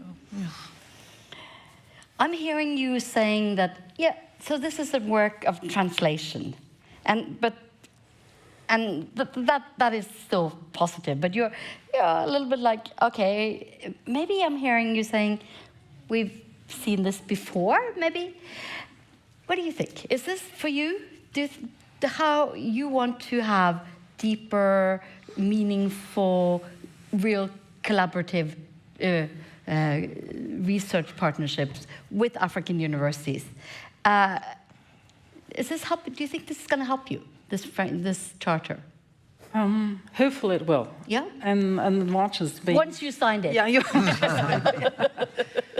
well, the launches of being in the leadership is that you can say that we are going to do this, you know, and put money to actually realize the ambitions that's in the charter. And I think the charter is very ambitious. But as we have also learned today, there's a lot of barriers that we have to overcome to realize that, and to bring it forward, the charter. And I think, in a way, I've read that the African Charter is quite radical in a way. And I think it will also, it challenges a way of thinking about research. Thinking about research, also doing research, thinking about how we research, or the research impact and research dissemination. So, and I think that's a good thing. I challenge it. What do you mean, like it challenges how we think about doing research? This is interesting, so I just want to hear. I think it does, because it looks more into how we do collaboration. And it's not only collaboration, it's more deeper partnership. That's how I read it. So it has to do, because as one of our colleagues mentioned, that to extract knowledge from Africa, but how do we work in more equal partnerships? How do we produce knowledge more equally? How do we disseminate knowledge with the ones who is going to use the knowledge? So I think it's... I think the Charter also gives a way forward to how to do research together with others. How do we co-produce knowledge, and how we think about knowledge? And of course, you said fact-based. I like to use the word evidence-based, but evidence can be also understood in different ways. So we have to discuss what's on grounds do we produce knowledge. And I think also health professionals need to do that sometimes. Matu, you've already brought up your kind of, your experience from working and doing research with the Global South from a US vantage point and from a Norwegian, and you also know you're part of that group at CMI working with creating this joint understanding. What does decoloniality mean? What does it mean for our work? How do you see this? Do you see this as a document and a process and a policy that may be transformative? Yes and no. Yes and no. Right. Yeah. And I think it's a classical the no part is because, and Carmelise will have to forgive me for bringing our work in here, is the aspect of relationality that's missing. Right. So there's always telling us on how we can co-produce knowledge or how we create collaborations, but the relationality between the researchers is largely missing from this document, right? And I think how we view the ethics of the relationships we have with our collaborators and how we treat each other in the research process is important, right? So this document is quite good in being sort of policy-based on how you do this. But the personal interactions that we have with our collaborators, wherever they are in the Global South or whatever, is missing. So how do you create these networks of trust with your collaborators in order to actually have good knowledge production that is equitable? That's what I mean. That's what I say, the no part, right? Because that's the part where we have to work on it as researchers and collaborators. So the document misses words and thinking around like research, relationships. So I want to you to maybe elaborate a little bit. What would it like? What do you mean? Like, what would a good decolonial research relationship look like, and how would we translate it into a charter? The second part, I have no idea how to translate it into a charter. Which is maybe why it's not there. I don't know. But it's a really important point, but it may be a reason why it's not there, right? Yeah, I don't know. So I think one of the things that we have discussed and are still grappling through is what kind of relations should we expect or should we create with our collaborators? And we think we should think of them as kin. Right, so they're not our ethnic kin, but they're our research kin. And so what happens when you're in this relationship with your research kin is you will fight, but doesn't mean your relationship goes away. What you often find in research is that you fight and you never work again, right? Or something goes wrong and you just break the relationship, right? Instead of sitting down and actually doing the hard work of trying to rebuild the trust and rebuild the engagement and then moving forward, right? So that's one of the things that we're thinking of as a way of being really transformative, sort of radical in how we interact with each other. There's the question of where's the money and who sits with it. We're thinking about this focus, and I think the Charter does this quite a bit, is focus on publications and names of the publication without actually thinking, is that what the partner wants? Is that what really matters for their career advancement? Right? And having a discussion of what do you need in order to actually move forward in your career, rather than, oh, well, you collected data, here's your name on, we'll do it alphabetically, so yes, you're first, right? That doesn't quite work. Yeah, Carmelita, would you like to jump in here as well? You're doing a wonderful job. So. You're bringing up two really important issues that I wanted, is kind of on my. So there are in a sense, there are a few elephants in the Africa Charter room. And let's just be open about it. One of them is funding. One of them is and in my, I want to have all your views on this, but for me, it's research funding and this, the need to respond to calls. That, there is somebody out there, there are other agencies that are kind of, making decisions on what we are doing research on. And that is something that is not really a kind of a well, I want to challenge you on that. Is that a north-south divide, or is that something where we are as researchers in a kinship? Because we're all depending on these calls.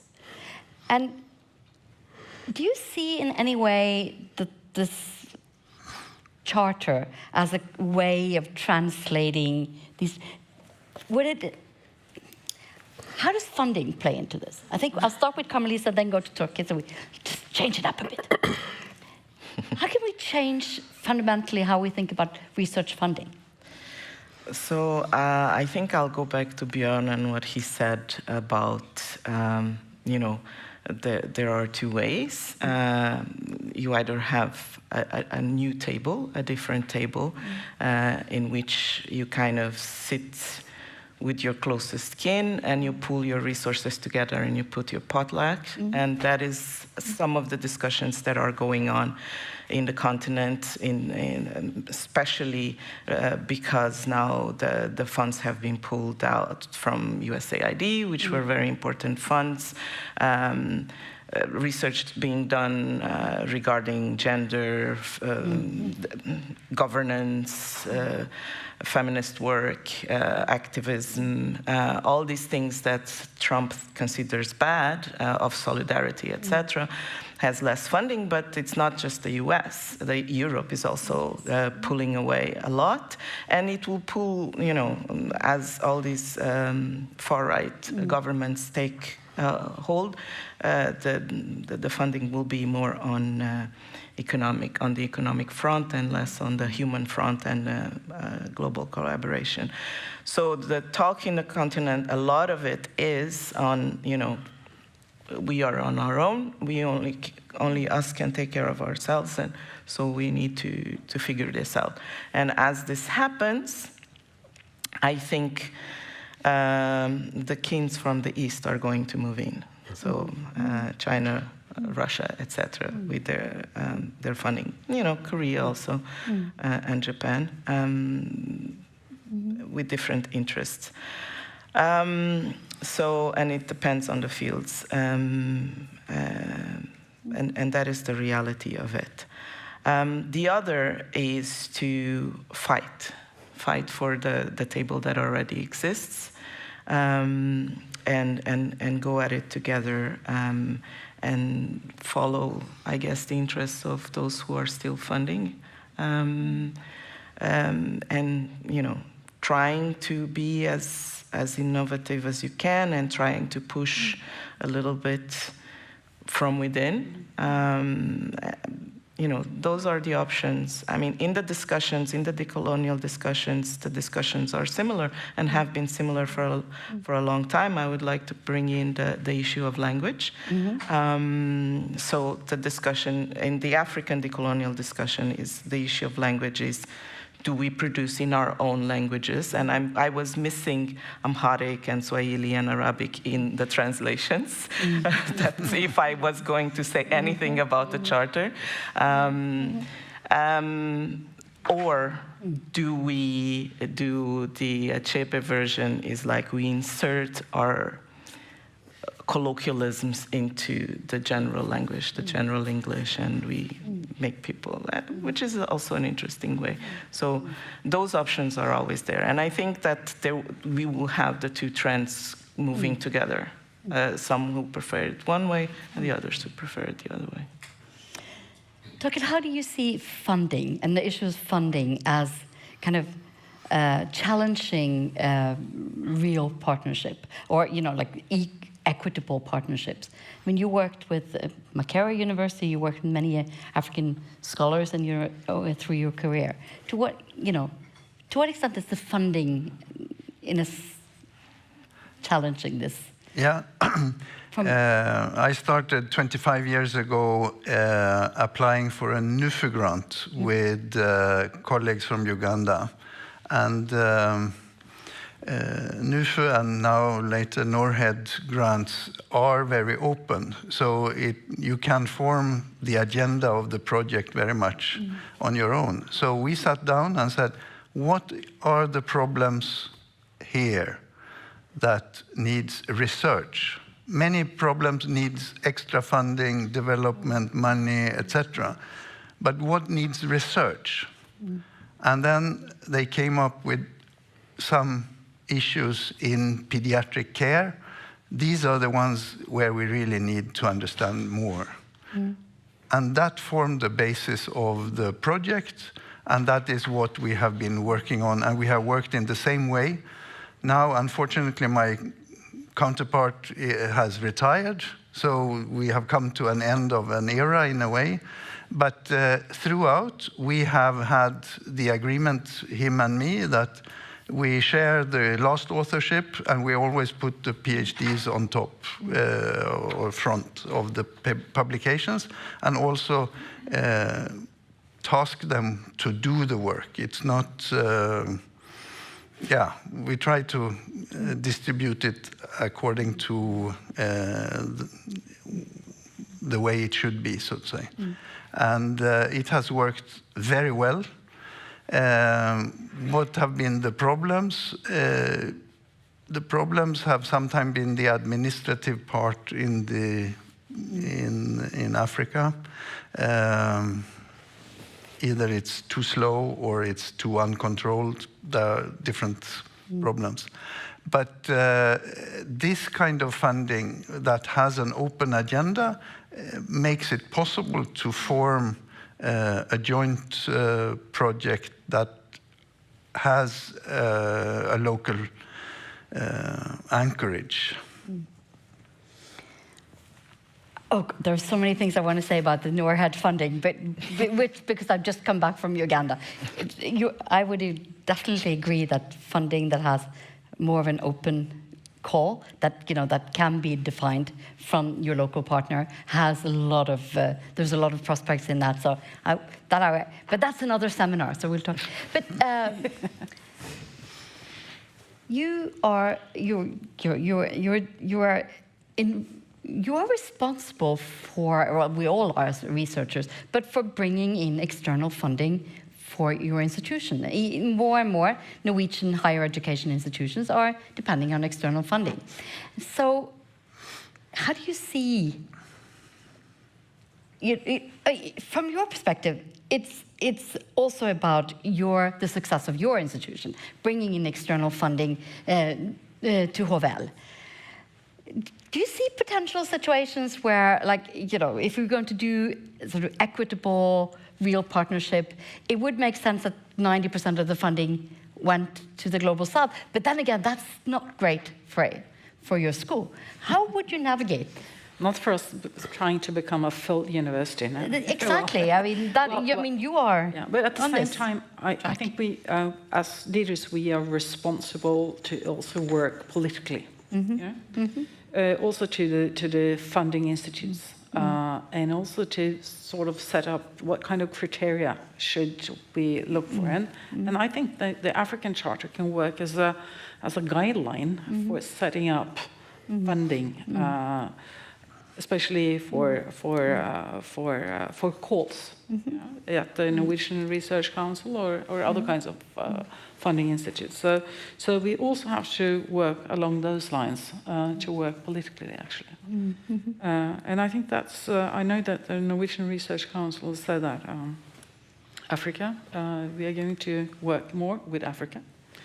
And in Denmark, they have also just recently set up some calls that also include partnerships on equal terms. And I haven't looked into it in detail, but that's what they are trying to do. So I think we will have to look to Denmark as well to see what and to see if they have had success. Because in order to enhance equal relationships, I think funding is, of course, and how we do the funding, not least, is important. But also, I think we also need also to see the kind of partnerships that's promising. And I think that lacks in the Charter. I look to see, is there any promising practices that we can look to see how we can work with partnerships on equal terms. So I heard somebody mention best practices. I don't like that word. I like more promising is better. I would agree with that. But so turning in the same kind of talking about funding, Matthew, are you working, from Christian Michelsen Institute? It's, this is applied research, so it's the calls very often come from somewhere else. Okay, so this is going to that's life. How in this kind of this research funding environment, how can we by using the elements and the core of the Africa Charter, how can we change this? How can we work politically then to, for instance, towards Norwegian funders, that being NORA, that being the Ministry of Foreign Affairs, that being the Norwegian Research Council? How can we, from our side, work on this? How honest an answer do you want? I want you to be so honest because, again, to repeat Wesley, you're being streamed and everything will be used against you. No, be very honest. I think we have to be honest about where we're getting the money from, what their agenda is, and what our own agenda is, and how those two either working in tandem or at crosshairs, right? And I think if you're thinking about how do you work politically and with an applied research institution that does commissioned work on behalf of whatever ministry, be it domestic or foreign, on development, on democracy, on everything else, there's clearly an agenda that goes with it. There's clearly a point of view that they want to see and want to understand. And so for you to come in and say, well, that's not decolonial, you have to decide, do I want to keep the doors open and the lights on or not, right? So there's an honest reflection that you need to have as an institution. Are there alternatives? Yes. So the Research Council has Free Pro, where you have these big calls to actually do more innovative work, right? That would be an appropriate arena where you can say, let's burn all the bridges, burn all the houses, do some amazing research, and find something interesting. That would be the place to do it. Alternatively, you could do what I think it's the Global Fund for Women, based in San Francisco, who have basically said, we will give our grantees the money, no reporting requirements, we'll just have whatever the output is at the end. That's it, right? Because part of what happens, I think, in these situations where the money goes to the partner in the Global South is that the reporting requirements add an additional constraint on them that makes it very difficult for them to see themselves as being equal. They feel quite invasive and quite oppressive for them. So by just giving them money and saying, hey, you do the program that you want, at the end we'll just see how it looks like, no reporting requirements, now that would be radical.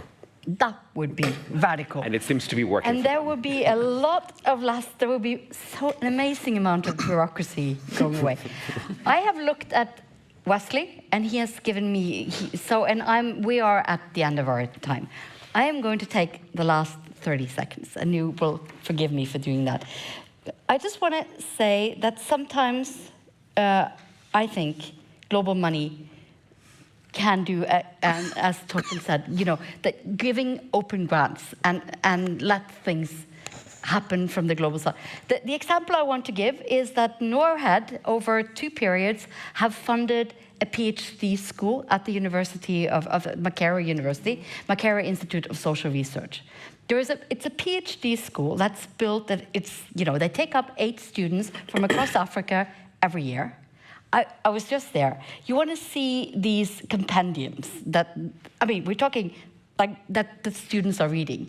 And it's a decolonial curricula. It is an attempt to create an elite Africa PhD education from a decolonial perspective.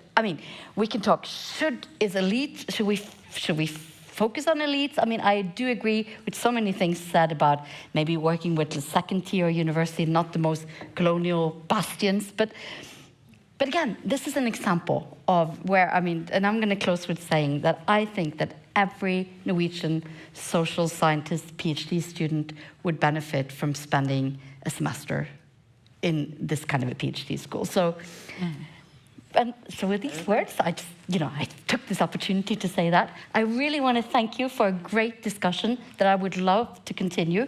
I hope that this conversation gave a little bit more of a kind of meat to where we need to go and how to use. Because I think if the Africa Charter is to be a viable document, we have to interrogate it. We have to do, like you are saying, how? And what are the challenges, and what do we need to do to change? So thank you so much, all 4 of you, for participating, and thank you for the organizer for giving us this great morning of food for thought. Thank you so much.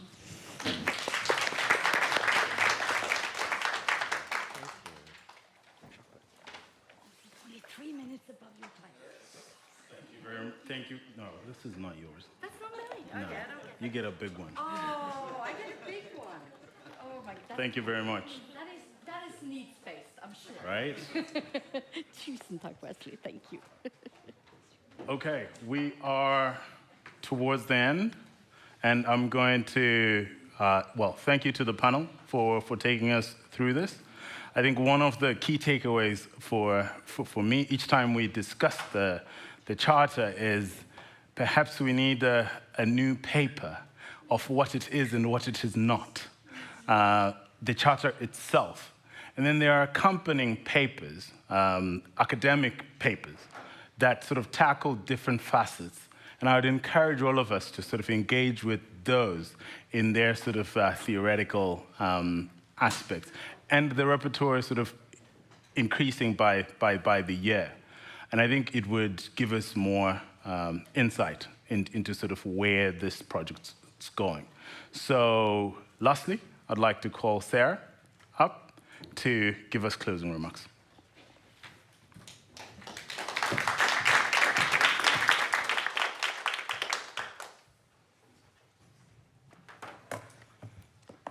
Thank you very much, also for this inspiring panel. Now I'm the one standing in between you and lunch, so I'll try to be quick. My name is Sarah Marlene Dannenberg from the University of Cologne in Germany, I'm the chair of the Global Partnerships Working Group within the Coimbra Group, and I'm grateful to stand before you today to give the closing remarks. Dear colleagues and friends, both here at the University of Bergen and joining us online from universities across Africa and Europe. As we come to the close of the symposium, it is worth pausing to reflect on what we have created together in the past hours. For years, the international research community has discussed the importance of meaningful partnerships between Africa and Europe. Today, we took a small step towards action, focusing on what it means to co-create knowledge, to produce research and organize projects together, guided by shared priorities and shaped by voices from all. Here in Bergen, our University of Bergen and Western Norway University of Applied Sciences colleagues have brought experience, dedication, and a long-standing commitment to global partnerships. Across Europe, colleagues from Coimbra Group universities joined on-site and online, offering expertise and a shared commitment to international cooperation. And perhaps most importantly, our colleagues from African universities and research institutions have brought perspectives, knowledge, and leadership that are central to creating research and knowledge that is mutually beneficial and co-owned. Together, these voices have shaped every discussion and every insight we've shared today. Throughout the day, several themes have emerged. We have learned about the importance of the pluriversal body of academic knowledge. We have learned that we need to take steps to decenter Western-centric epistemologies. We have seen how co-creation can start to transform research partnerships, moving them from transactional arrangements into genuinely collaborative endeavors, if you put the work in. It is about fair ownership of research questions, methods, and outcomes. It is about ensuring all colleagues involved are active partners, not peripheral contributors. And it is about sustaining these collaborations over time, mentoring both students and early career researchers, as well as research managers and practitioners, and building relationships rooted in trust and dialogue. The conversations, debates, and presentations have shown that co-created knowledge is not only possible, but also transformative, producing work that is more relevant, impactful, and responsive to the needs of all partners. I want to take a moment to thank everyone who made this symposium possible. To our presenters and panelists, thank you for sharing your expertise, experiences, and honesty. To the organizers and staff at the University of Bergen, Global Challenges and SANORD, Western Norway University of Applied Sciences, and the Norwegian Network for Research Administration, NARMA, LMIC. Thank you for ensuring a smooth and welcoming experience, both in person and online. To colleagues joining from African institutions and Coimbra Group universities online, thank you for participating and taking the time to listen attentively. Your engagement has made co-creation more of a reality. And to all participants on site, whether you asked a question, offered insights, or listened, thank you for contributing to the shared space of learning and reflection. As we leave today, the challenge before us is substantial. It is to carry the spirit of co-creation forward, strengthen the relationships formed here, continue the conversations, and let fair collaboration guide every future project. Ensure that institutions and researchers are co-leading initiatives, shaping agendas and sharing ownership of outcomes justly. Confront existing systems. Support students and staff members who are vital to sustaining partnerships that are long-lasting. Global challenges, whether in climate, health, social justice, or digitalization, as mentioned earlier, require cooperation that is balanced and co-produced. Today, we have shown that it is possible when diverse voices come together with respect and shared purpose.